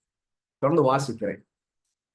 தேவனுடைய ஜனம் அவரை நம்பி அவருடைய வார்த்தையை செய்தவர்களாக இருந்திருந்தால், அவர்கள் அவருடைய கட்டளைகளை கடைபிடித்து இருந்தால், பூமியின் மேல் வீச வேண்டிய காற்றுகளை விட ஆயத்தமாயிருந்த 4 தூதர்களுக்கு சத்தமிட்டு, பிடித்துக்கொள், தேவனுடைய ஊழியக்காரர் நெற்றியிலே முத்திரை போட்டு தீர்மானவும், பூமியின் மேல் 4 காற்றுகள் வீசாதபடி அவைகளை பிடித்துக்கொள் என்று செய்தியோடு தூதன் வானத்தினுடைய பறந்து வந்திருக்க மாட்டானா? நம்ம உண்மையா இருந்தா வெளிப்படுத்தல் 7ஆம் அதிகாரத்துல நீங்க பார்க்கலாம். ஒரு 4 தூதர்கள் காற்றை பிடிச்சுக்கிட்டு இருப்பாங்க. அதை விடுகிற தருவாயில ஒரு தூதன் புறப்பட்டு வந்து அந்த தூதர்களை பார்த்து, எப்பா விட்டுறாத, பிடிச்சிக்க, நான் தேவனுடைய பிள்ளைகளுடைய மத்தியில முத்திரை போடணும், 1,40,000 நெற்றியில முத்திரை போடணும் என்று சொல்லி அந்த காற்றை பிடிக்கிற உத்தரவிடு. அந்த சம்பவம் கிடையாது. 1,40,000 என்கிற ஒரு கணக்கு கிடையாது. எப்போ சபை உண்மையாக இருந்திருந்தார். அப்போ உண்மையான சபையாக சபையை மாற்றுவதற்கு யார் தேவைப்படுது அப்படின்னு சொன்னா 1,40,000 பேர் தேவைப்படும். நல்லா புரிஞ்சுக்கணும். இந்த 1,40,000 என்னென்னலாமோ சொல்லி பிரசங்கம் பண்ணுவாங்க. ஆனா அப்படி இல்லை. சபை உண்மை இல்லாமல் இருந்ததுனாலேயே காற்றை நிறுத்த சொல்லிட்டு 1,40,000 முத்திரையிடப்படுகிறார்கள். ஆனா ஆதி இஸ்ரவேலர்கள் போல ஜனங்கள் கீழ்ப்படியாதவர்களாக, நன்றி இல்லாதவர்களாக, பரிசுத்தம் இல்லாதவர்களாக இருப்பதால் மகா பெரிய சத்தத்தோடு அறிவிக்கப்பட வேண்டிய கடைசி கிருபையின் செய்தியை எல்லா ஜனங்களும் கேட்கும் காலம் நீட்டிக்கப்பட்டுள்ளது. இன்னும் இந்த பூமியில நம்ம உட்கார்ந்துட்டு இருக்கோம்னா அதுக்கு ஒருத்தர் தான் காரணம், செவன்த்-டே அட்வென்டிஸ்ட். எவ்வளவு வேதனையான ஒரு செய்தி இல்லைங்களா? இந்த சபை உண்மையா இருந்திருந்தா ஒருவேளை நாளாம் பிறந்தே இருக்க மாட்டேன். இந்த பூமியில இந்த பாட அனுபவிக்க வேண்டிய சூழ்நிலை இருந்திருக்காது. ஆனா அது உண்மை இல்லாததுனால காலம் நீட்டிக்கப்பட்டு உள்ளது. நம்ம நேற்றை படிச்சோம், அதிகப்படியான நேரத்தை எடுக்கிறதுக்கு தேவன் தீர்மானித்திருக்கிறார் என்று சொல்லி. தேவனுடைய வேலை தடைபட்டுள்ளது. முத்திரிடுகிற காலம் தாமதிக்கப்பட்டது. ஒரு முத்திரிடுற காலம் உண்டு. 1,40,000 முத்திரிடுற காலம் இல்லை, ஒரு முத்திரிடுற காலம் உண்டு. அது சபை உண்மையா இருந்தா நடந்திருக்கும். ஆனா சபை உண்மையா இல்லாதனால 1,40,000 முத்திரையிட இருக்குது. முத்திரையிட வேண்டிய அந்த காலம் என்ன செஞ்சிருக்கு? தாமதிக்கப்பட்டிருக்கு. 1,40,000 முத்திரையிடப்பட்ட பிறகு எல்லா ஜாதிகளுக்கும் சுவிசேஷம் சொல்லப்பட்டு அவர்களால் சேர்க்கப்படுகிற எல்லாரும் முத்திரையிடப்படுற ஒரு வேலை இருக்கு. அது தாமதிக்கப்பட்டிருக்கிறது. அநேகர் சத்தியத்தை கேட்கவில்லை. ஆனால் அவர்கள் கேட்டு மனம் திரும்ப தேவன் ஒரு வாய்ப்பை கொடுப்பார். மேலும் தேவனுடைய முக்கியமான வேலை முன்னேறி இருக்கு. எனக்கு அருமையான தேவனுடைய பிள்ளைகளை, ஆண்டவர் சபையை சுத்திகரிப்பேன் என்று வாக்குத்தத்தம் கொடுத்திருக்கிறார். அது மாத்திரமல்ல, நம்ம உண்மையற்றவர்களாக இருப்பதனாலே நம் மத்தியிலே இருந்து 1,44,000 தேர்ந்தெடுக்கப்படுவார்கள் என்று சொல்லி அந்த வாக்கியத்தின் மூலமாக நம்ம அறிய முடிகிறது. சரி, இது வரைக்கும் உங்களுக்கு நான் புரிஞ்சிருக்கும் என்று நம்புகிறேன். முக்கியமான சபையில இருக்கிறீங்க, அதுக்காக தான் நான் பேசுங்க. ஏன்னா டக்குன்னு ஒரு சபையினுடைய பலகீனத்தை மாத்தம் சொல்லிட்டு போயிட்டோம் அப்படின்னு சொன்னா அது சரிபடாது. அதனாலதான் நான் என்ன செஞ்சேன், அதை சபையினுடைய முக்கியத்துவத்தை உங்களுக்கு வெளிப்படுத்தி இருக்கிறேன். நம்ம ஏன் இந்த சபையில இருக்கணும் அப்படிங்கிறதுக்கு சொல்லி கொடுத்துருக்கேன். நீங்க எது வரைக்கும் இருக்கணும் அப்படிங்கிறத நம்ம பார்த்துக்கலாம். சரி, 1,44,000 முத்திரிடுவாங்க இல்லைங்களா? அதை குறித்து வேதம் நமக்கு சொல்லுகிற ஒரு உண்மையை பார்ப்போம். தீர்க்க தரிசன எழுத்துக்கள் மூலமாக அது சொல்லப்படுகிறது. இதையும் குழப்பம், நான் இதெல்லாம் சொல்றேன்னா சிலர் எடுத்து குழப்புவாங்க, அதனால சொல்ல வேண்டியிருக்குது.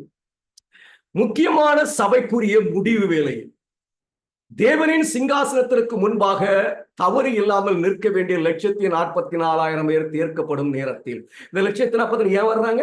சபை உண்மையற்று இருப்பதனால. நல்லா அதை புரிஞ்சுக்கணும். சபை உண்மை இல்லாமல் இருப்பதனால 1,40,000 தோன்றி அவங்க தாமதிக்கப்பட்ட அந்த நேரத்தை நினைச்ச துரிதப்படுத்த போறாங்க. அவர்கள் தேவனுடைய வெளிப்படுத்தப்பட்ட ஜனங்களின் தவறுகளுக்காக மிகவும் ஆழமாக உணர்கிறவர்கள். கடைசி வேலையை பற்றிய தீர்க்கதரிசியின் விளக்க உரையின் மூலம் ஒவ்வொரு புருஷரும் தங்கள் கைகளில் வெட்டுகிற ஆயுதங்களை பிடித்திருக்கிற உருவகத்தின் கீழ் இது வலுக்கட்டாயமாக முன்வைக்கப்பட்டுள்ளது. எசேக்கியேல் 9ஆம் அதிகாரத்தை வாசிங்க. இங்க சபைக்குரிய ஒரு முடிவு வேலை. அது என்னதுன்னா 1,44,000 பேர் முத்திரிடப்படுகிற நேரம். இது என்னன்னா கடைசி வேலையை பற்றி தீர்க்க தரிசனம் தெரியுமா? எங்க? எசேக்கியேல் 9ஆம் அதிகாரத்துல.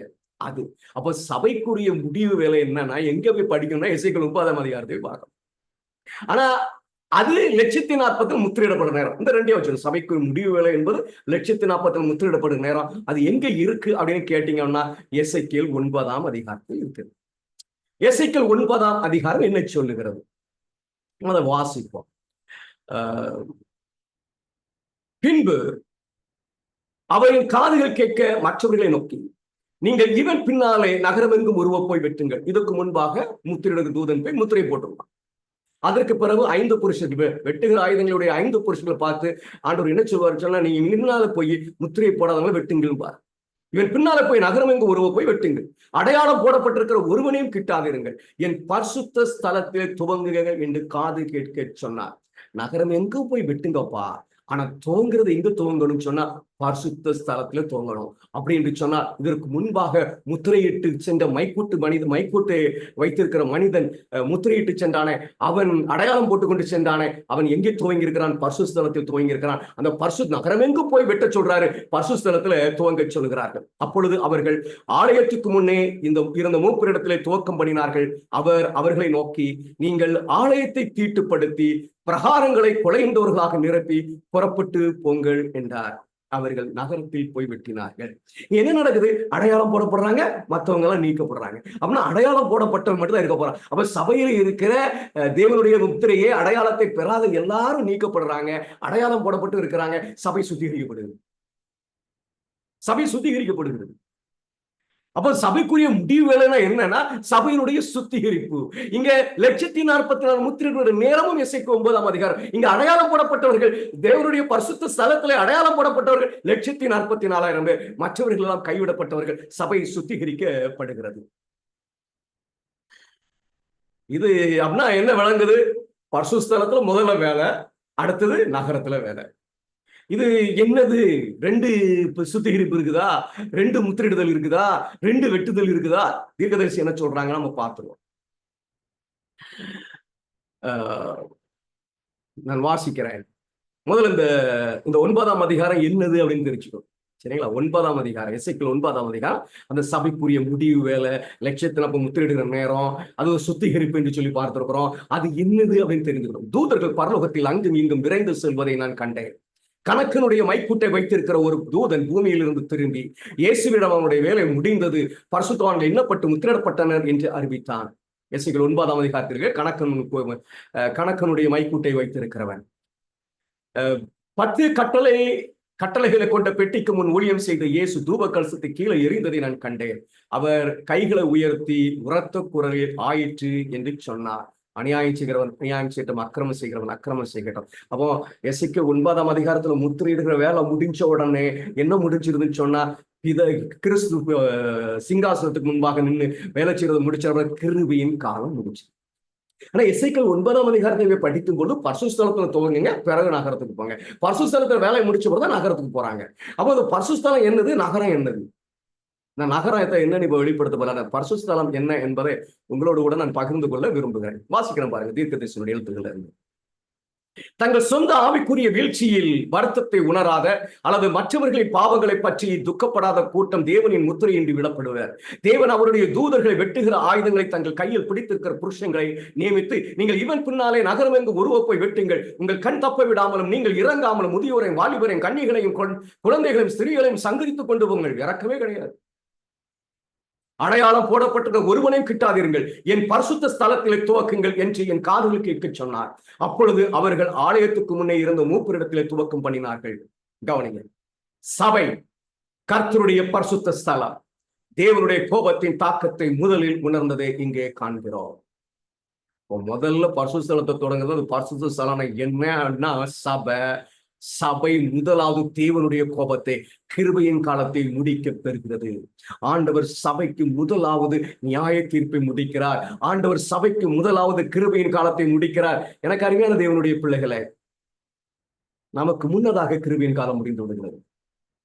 உலகத்திற்கு கிருபையின் காலம் முடிகிறதுக்கு முன்பாக நமக்கு முன்னதாக கிருபையின் காலம் முடிந்து விடுகிறது.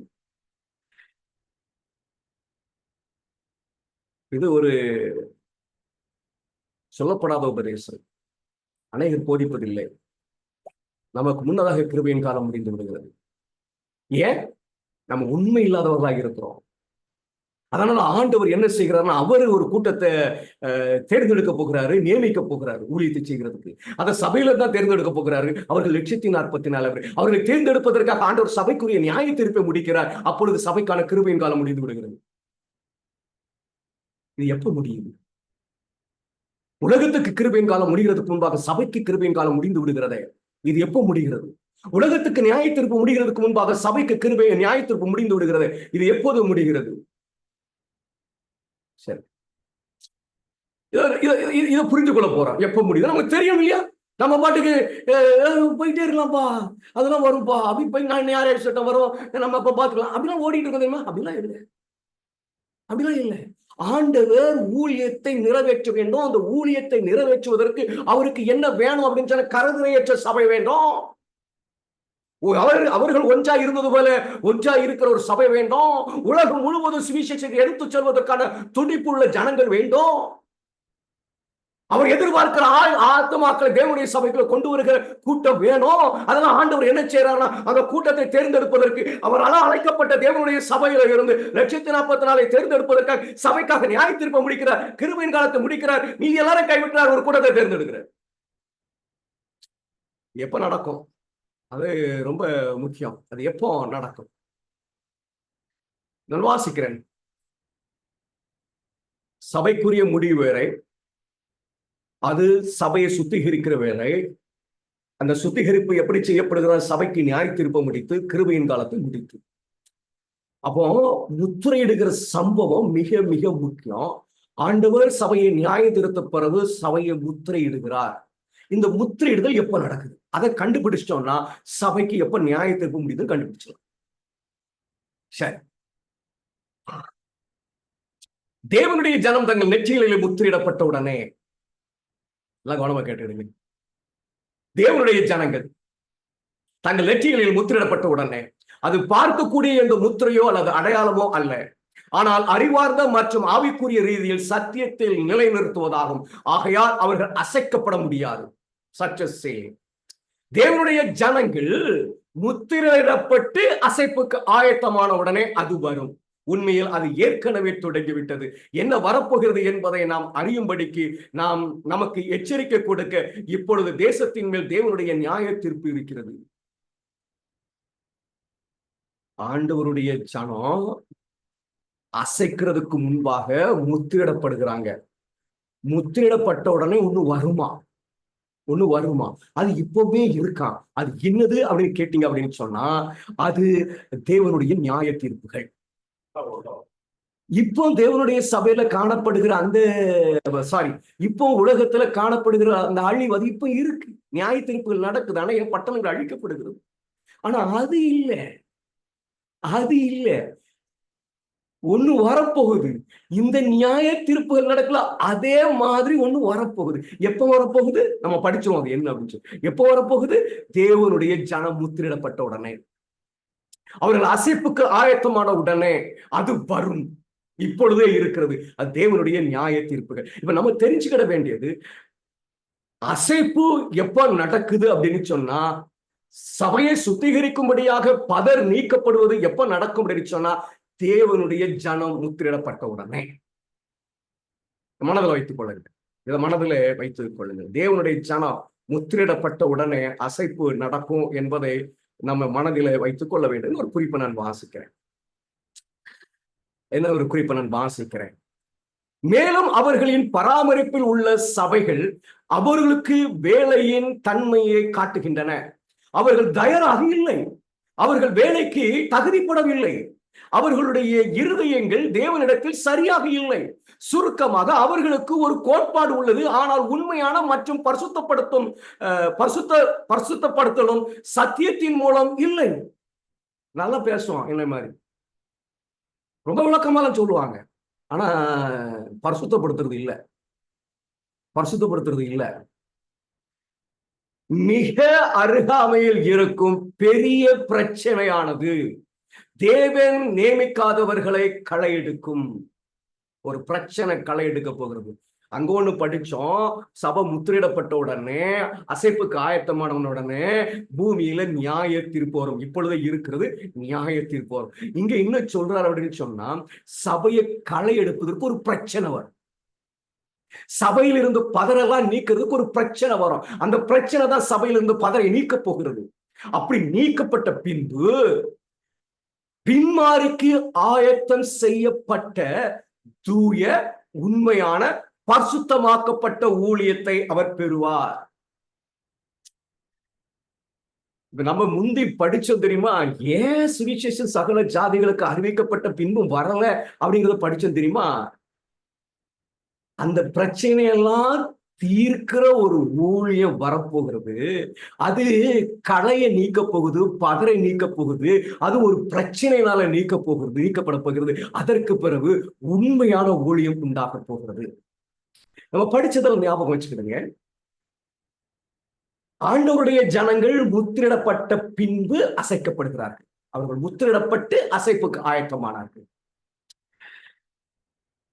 அவங்க அப்படி அசைப்புக்கு ஆயத்தமான உடனே அல்லது முத்திரிடப்பட்ட உடனே ஒண்ணு வருது, அது அழிவு, நியாயத்தில்.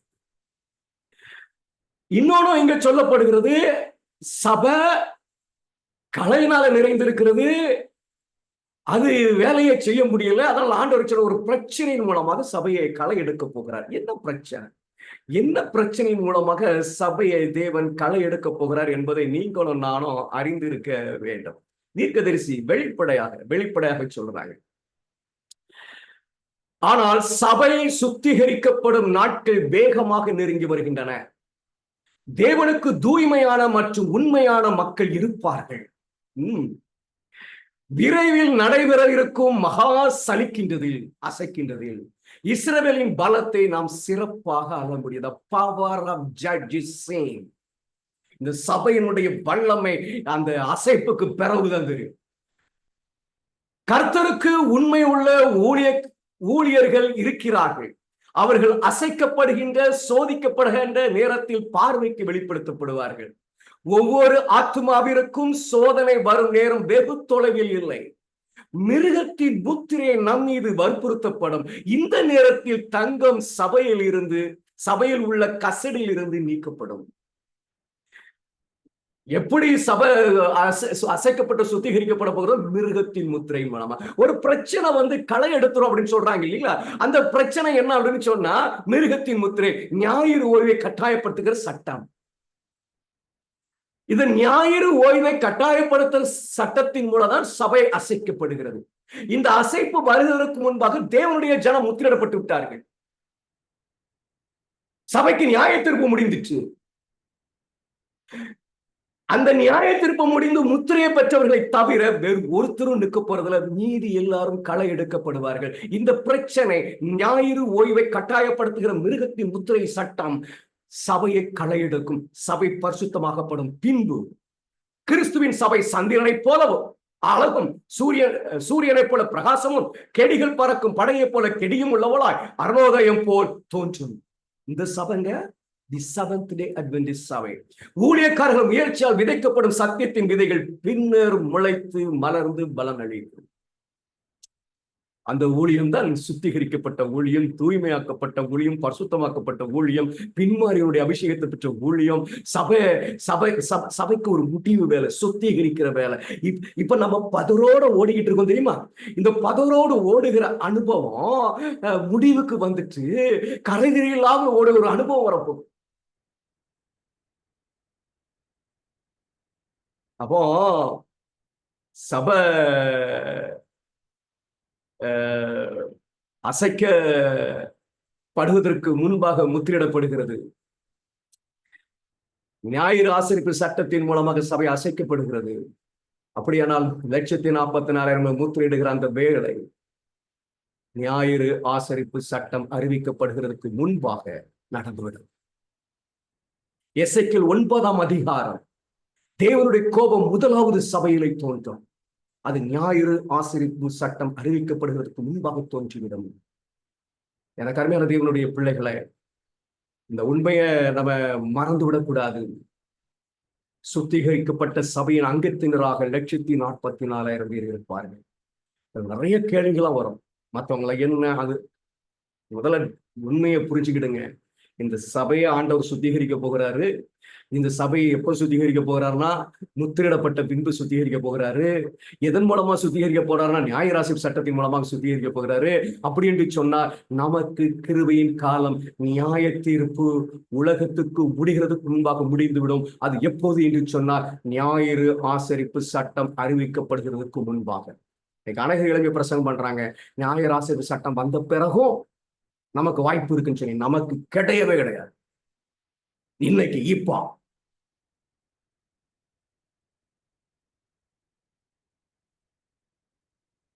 நம்ம பார்த்தோம் இல்லையா, நம்ம ஒரு காரியத்தை பார்த்தோம். கரதர் இல்லாத சபையாக இருக்க வேண்டும், ஒற்றுமை இருக்க வேண்டும், அவர்கள் கூட்டி சேர்க்க வேண்டிய எல்லா ஆத்மா வந்து சேர வேண்டும், சுவிசேஷம் எல்லா இடத்துக்கும் எடுத்துட்டு போகணும். இதை இந்த கூட்டம் செய்யுமா? மணி பார்த்துக்கிட்டா சரி, நான் இதோட நிற்பாட்டிக்கிறேன். சரிங்களா? இது எப்படி போயிடும்? பெரிய பெரிய பாடங்கள் தான். இதோட நான் நிறுத்திக் கொள்கிறேன். இதை நாளைக்கு நம்ம தொடருவோம். இந்த கூட்டம் செய்யுமா செய்யாதா என்பதை நாளைக்கு தொடர்ந்து கூடுதலாக என்ன படிக்க முடியுமோ நம்ம படிக்கலாம். எனக்கு அருமையான தேவனுடைய பிள்ளைகளை, இப்ப நீங்க புரிச்சுக்கிட வேண்டிய ஒரு உபதேசம் இன்னைக்கு ஒண்ணுதான். ஞாயிறு ஆசரிப்பு சட்டம் அறிவிக்கப்படும் பொழுது நமக்கு கிருபையின் காலம் முடிந்துவிடும், நமக்கு நியாய தீர்ப்பு முடிந்துவிடும். ஏனதான வாழ முடியாதுங்க. ஆனா நம்ம மிக மிக ஆசீர்வதிக்கப்பட்ட கூட்டம். அது ஒரு இக்கட்டு நேரம் இருக்கு தெரியுமா? ஞாயிறு ஆசரிப்பு சட்டம். அதுல நமக்கு பிரச்சனைகளை நம்ம இப்போ இந்த சுதந்திரமான நேரத்தில் ஆண்டவருக்கு நிரூபித்து காட்டணும் என்று சொன்னா, இந்த சுதந்திரமான நேரத்தில் தேவனை நம்முடைய பிள்ளை என்பதை நிரூபித்து காட்டினா he is ready to sail on our forehead. நம்மளை ஒரு ராஜ்யத்துக்கு ஆதாயப்படுத்திக் கொள்வதற்கு ஆயத்தமாக இருக்கிறார். எனக்கு அருமை தேவனுடைய பிள்ளைகளை, சுவிசேஷம் முந்தி அறிவிக்கப்பட்டுச்சு.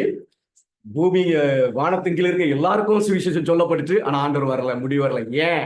அவருக்கு ஒரு பரிசுத்தமான ஊழியம் வேணும், ஒரு பரிசுத்தமான சபை வேணும், அவரை போல் ஒன்றா இருக்கிற கூட்டம் வேணும், அவரை எதிர்பார்க்கிற ஆத்மாக்கள் வர வேண்டும். அதை எல்லாம் செய்ய போறது இந்த செவன்த் டே அட்வென்டிஸ்ட் சபை. இந்த சபை இன்னைக்கு இஸ்ரவேலர்களைப் போலதான், யூதர்களைப் போலதான் விழுந்து கிடக்கிறது. ஆனா ஆண்டவர் வாக்குத்தத்தம் கொடுத்திருக்கிறார், உன்னை நானு பரிசுத்தப்படுத்துவேன், உன்னை நான் எனக்கு ஆதாயப்படுத்திக் கொள்ளுவேன், உன்னை நான் முத்திரையிட்டு பிரித்துக் கொள்ளுவேன், உன்னை நான் சுத்தப்படுத்துவேன், நீ எனக்கு ஆதாயமாயிருந்த ஊழியத்தை செய்வா. அந்த ஊழியத்துல நம்ம இருக்க வேண்டும் என்று சொல்லி தீர்க்கதரிசி சொல்றாங்க. இவர்கள் 1,44,000 பேர் ஒருவராய் இருப்பதற்கு உங்கள் முழு பிரயாசத்தையும் காட்டுங்கன்னு சொல்றாங்க. Because we are called for to be them. அவர்கள் ஒருவராய் இருப்பதற்காக நமக்கு அழைக்கப்பட்டிருக்கிறோம். அந்த பிரயாசத்தில் ஈடுபடுவோம். இந்த செய்தி உங்கள் மனதில் வைத்துக்கொள்ளுங்க. நம்ம தொடர்ந்து படிக்கலாம். நிச்சயமாக ஆண்டவர் வரும் பொழுது அவருடைய இறுதி ஊழியத்தில் பங்கு பெற்ற பிள்ளைகளாக அவருடைய ராஜ்யத்தில் பிரவேசிப்பார். அந்த வாக்கியத்தை கர்த்தர் நமக்கு தரட்டும். ஆமென்.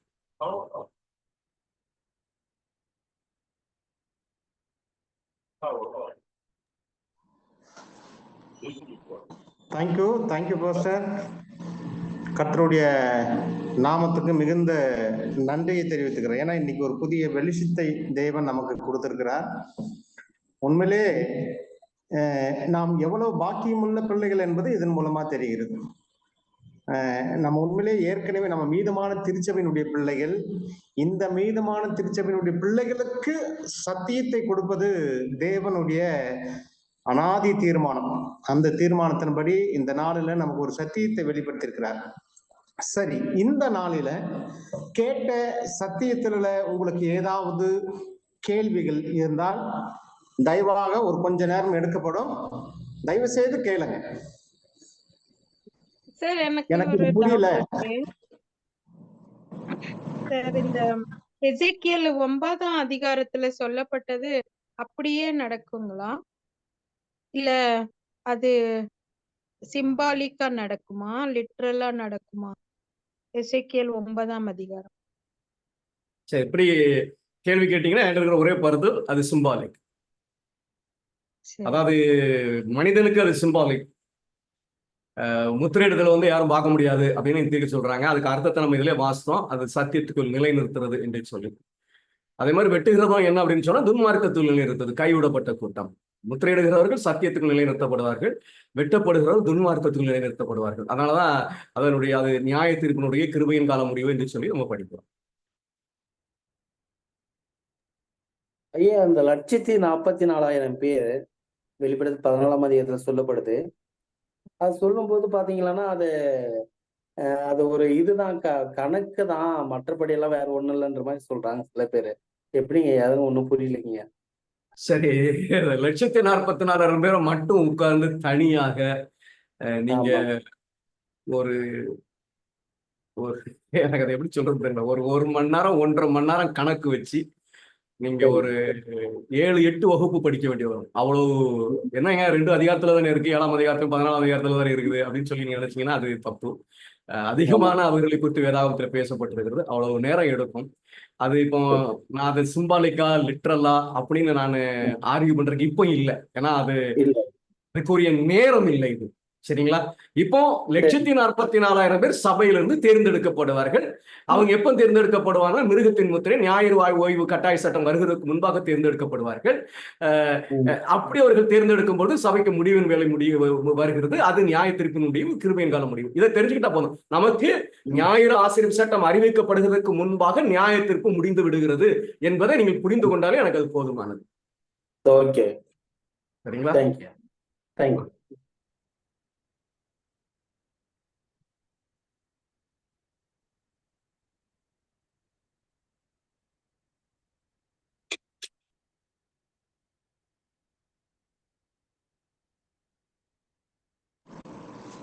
வேற யாருக்காவது?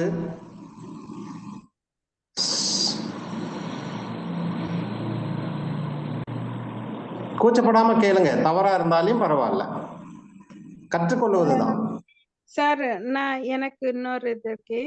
இன்னைக்கு இந்த நிகழ்கால சம்பவத்துல பார்க்கும்போது டொனால்ட் ட்ரம்ப் அவர் அசாசினேஷன் அட்டெம்ப்ட் பண்ணாங்க. அது குறிச்சு நம்மளுக்கு வேதாகமத்துல அது ஒரு அடையாளமா இல்ல எப்படி சொல்லுங்க.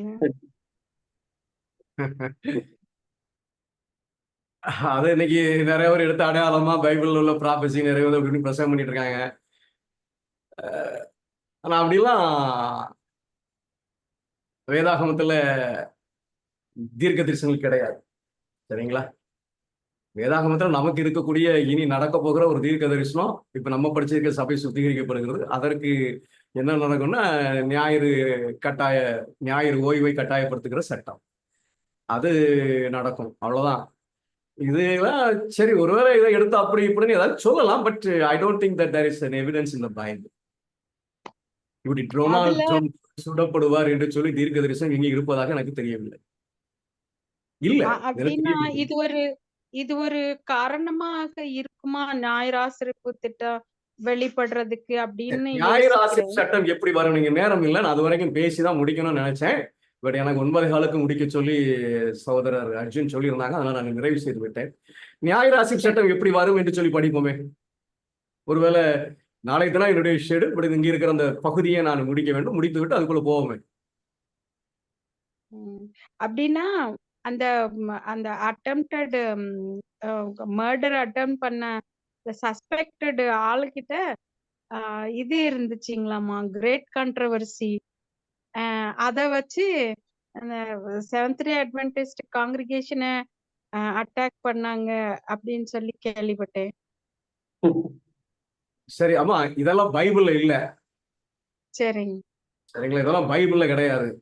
ஞாயிறு ஆசிரியர் சட்டம் எப்படி வரும் அப்படிங்கிறது வேதாகமத்திலும் தீர்க்கதரிசன எழுத்துக்களையும் சொல்லப்பட்டிருக்குது. அது கண்களுக்கு முன்பாக நிறைவேறி கொண்டு இருக்கிறது. இதெல்லாம் அப்படி அப்படியே நடக்கும். ஆனா நம்ம கடிவாளம் போட்ட மாதிரி வேதம் என்ன சொல்றோம் அதுக்குள்ள மாத்திரம் நின்றுக்கிடுவோம். சரிங்களா, நம்ம தீவிரவாதிகள் அல்ல. சரியா, அதனால இதை குறித்து நானும் பார்த்தேன், நிறைய வீடியோஸ் எல்லாம் வருது. But don't get excited with those things. நமக்கு தெளிவாக இருக்கிறது ஞாயிறு ஆசிரியர் சட்டம் எப்படி வரும் என்று சொல்லி தெளிவாக அப்படி இப்படிதான் வருங்க அப்படி சொல்ல முடியும். அப்படி இருக்கு. அதனால இதெல்லாம் கொடுத்து நம்ம குழம்ப வேண்டிய அவசியம் இல்லை. கொஞ்சம் பொறுங்க. நம்ம இந்த ஒரு 2 வகுப்புல உங்களுக்கு தெரியும், படிச்சிருக்கிறோம். இன்னொருக்கா கூட அதை நீங்க ஞாபகப்படுத்திக் கொள்ளுங்க. Okay sir.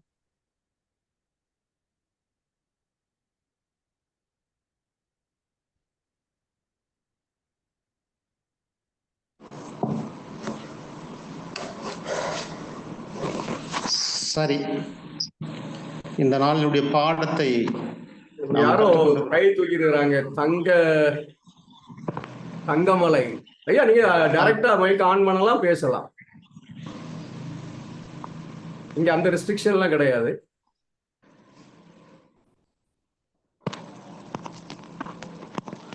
ஐயா தங்கமலை ஐயா கேளுங்க.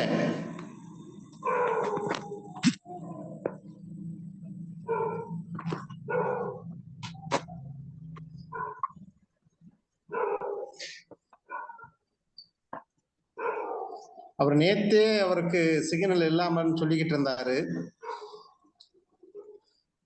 சகோதரர் தங்கமலை,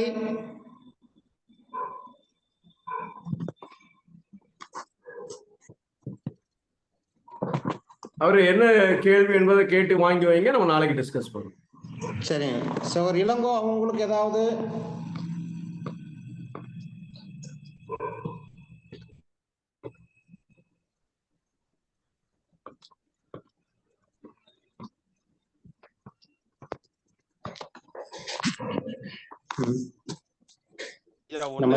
நல்லா இருந்துச்சு மெசேஜ். எனக்கு ஒன்றும் டவுட் இல்லை. அது ஃபைனலா பார்த்து ஃபைனலா கேட்டுக்கலாம். Okay okay.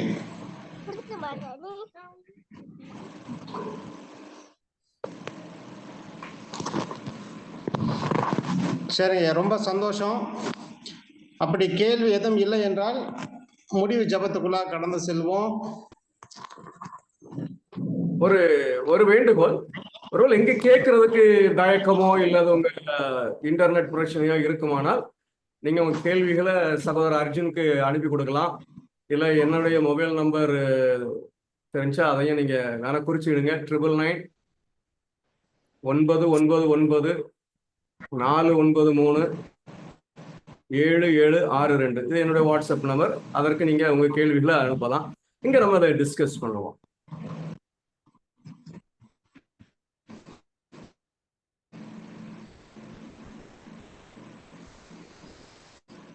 பாஸ்டர், எனக்கு ஒரு வேண்டுகோள். கடைசி காலத்துல உங்களை படிச்சு முடிக்கிறதுக்கு இல்லைங்க பாஸ்டர். இப்போ இந்த லாஸ்ட் வந்து எனக்கு சரியா கேட்கலையே. அப்படின்றதையும் எனக்கு சரியா கேட்கல. கேக்குதாங்க பாஸ்டர் இப்போ? சொல்லுங்கம்மா. பாஸ்டர் கேக்குதாங்க பாஸ்டர்? ஆமா சொல்லுங்கம்மா. பாஸ்டர் நம்ம இந்த எஃபர்ட் மீட்டிங் அந்த முடியறதுக்குள்ளாரையும் பாஸ்டர் இந்த லேக் 44 வந்து சிம்பாலிக்கா லிட்ரலா அப்படின்னு சொல்லிட்டு அதையும் சேர்ந்து நம்ம இதை படிச்சிடலாங்க பாஸ்டர். ரீசன் என்ன அப்படின்னா நிறைய பேர் வந்து லேக் 44 வந்து அதை விசுவாசிக்க மாட்டேங்கிறாங்க. அதோட எண்ணிக்கை அதிகமா அட்வான்டிஸ்டுக்குள்ள இருக்கலாம் அப்படின்ற மாதிரிதான் நிறைய பேர்த்தோட கருத்து இருக்குங்க பாஸ்டர். ஸோ அதனால வந்து எண்ணிக்கையில அதிகமா இருக்கும், அப்ப நாமளும் ஈஸியா செலக்ட் ஆயிடலாம் அப்படின்ற மாதிரி ஒரு தாட்ஸ் போகுது. அதனால வந்து இதையும் நம்ம டிஸ்கஸ் பண்ணலாங்க பாஸ்டர். ஏன்னா எண்ணிக்கையில ஒரு கோடி பேர். சுகன்யா, ஐம் சாரி, நம்ம டாபிக் அது இல்ல. இங்க தெரிஞ்சுக்கிட வேண்டியது என்ன அப்படின்னு சொன்னா 1,44,000 பேர் தேவனுடைய ஊழியத்துக்காக தேர்ந்தெடுக்கப்படுவார்கள். அவர்கள் மிருகத்தின் முத்திரை தோன்றுவதற்கு முன்பாக முத்திரிடப்பட்டு விடுவார்கள். அப்படி முத்திரிடப்படும் பொழுது சபைக்கு கிருபையின் காலம் முடிந்துவிடும். அதனால இங்க 1,44,000 ஒருவராய் இருப்பதற்கு முழு பிரயாசத்தை இடுங்கள். அது லெட்டரா இருந்தாலும் சரிதான், சிம்பாலிக்கா இருந்தாலும். 40 hour effort to be in 144,000. நான் உங்களுக்கு அடிக்கடி சொல்லி வந்திருக்கிறேன். 1,44,000 பேர் விசேஷ குணமுடையவர்கள் அல்ல. அவர்களும் எல்லாரும் பரலோகத்துக்கு போறதுக்கு என்ன குணத்தை வெளிப்படுத்த வேண்டுமோ அந்த குணத்தை தான் வெளிப்படுத்த போறாங்க. இயேசுவினுடைய சாயலை தான் வெளிப்படுத்த போறாங்க. அப்படி வெளிப்படுத்துகிற எல்லாரையும் தேவன் அவருடைய ராஜ்யத்துல கூட்டிட்டு போவார். இந்த 1,40,000 ஏன் அப்படின்னு சொன்னா மரணத்தை ருசி பார்க்காமல் தேவனுடைய சமூகத்துக்கு போகிறதுக்காக தேர்ந்தெடுக்கப்படுகிறவர்கள், இறுதி ஊழியத்தை செய்வதற்காக தேர்ந்தெடுக்கப்படுகிறவர்கள். இஸ்ரவேலர்களை அதிலிருந்து ஆண்டவர் 12 சீஷர்களை தேர்ந்தெடுத்தது போல இவர்களை தேர்ந்தெடுக்க போகிறார். அவ்வளவுதான். இந்த கான்செப்ட்ல இதை புரிஞ்சுக்கிட்டா போதும். பட் அதை சிம்பாலிக்கா லிட்ரலா அதை இப்போ படிக்க வேண்டாம். 1,40,000 எடுத்து நம்ம படிச்சோம் அப்படின்னு சொன்னா அதை பேசுறதுக்கு அழகு இருக்கு. அது இதா இருக்கும். இப்ப போய் உட்கார்ந்துக்கிட்டு இது சிம்பல், இது லிட்ரல் அப்படின்னு சொன்னா அதை தனியா பாடம் படிக்க வேண்டாம். இப்ப அது வேண்டாம். 1,44,000 பேர் ஊழியத்துக்கிட்டு தேர்ந்தெடுக்கப்பட போறார்கள். தேவனுடைய சபையிலிருந்து தேர்ந்தெடுக்கப்படுகிறார்கள். மிருகத்தின் முத்திரை தோன்றுவதற்கு முன்பாக முத்திரிடப்பட்டு விடுவார்கள். அப்பொழுது சபைக்கு நியாயத்திற்கு முடிச்சிடும். அதனால் மிருகத்தின் முத்திரை தோன்றுவதற்கு முன்பாக நான் ஆயத்தமாயாக வேண்டும். இது மனதில் இருந்தால் போதும். சரியா? Okay,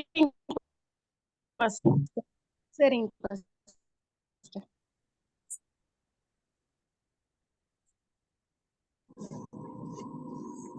okay, thank you.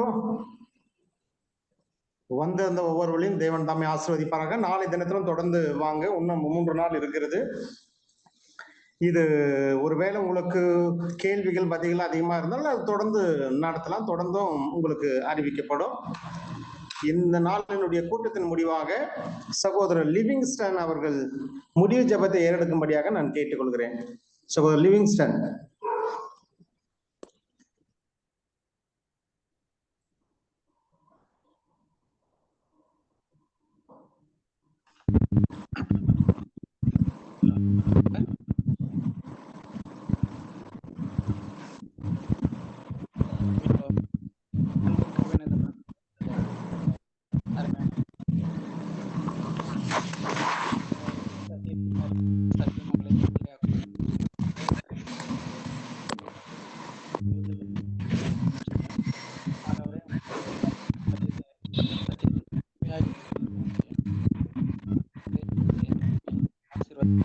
லிவிங்ஸ்டன் கேட்க மாட்டேங்களே.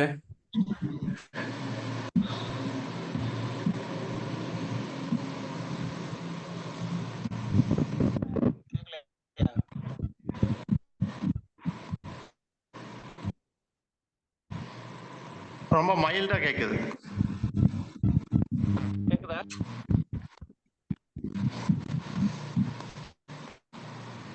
மைல்டா கேக்குது ஐயா.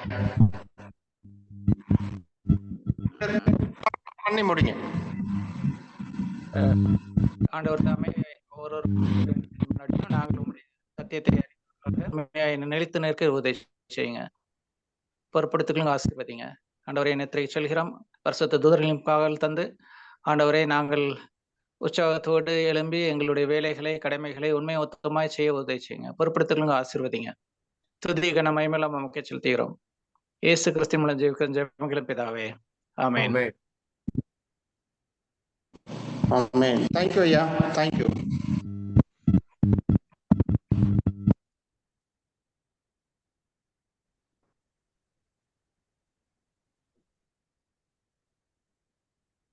நன்றி பாஸ்டர்.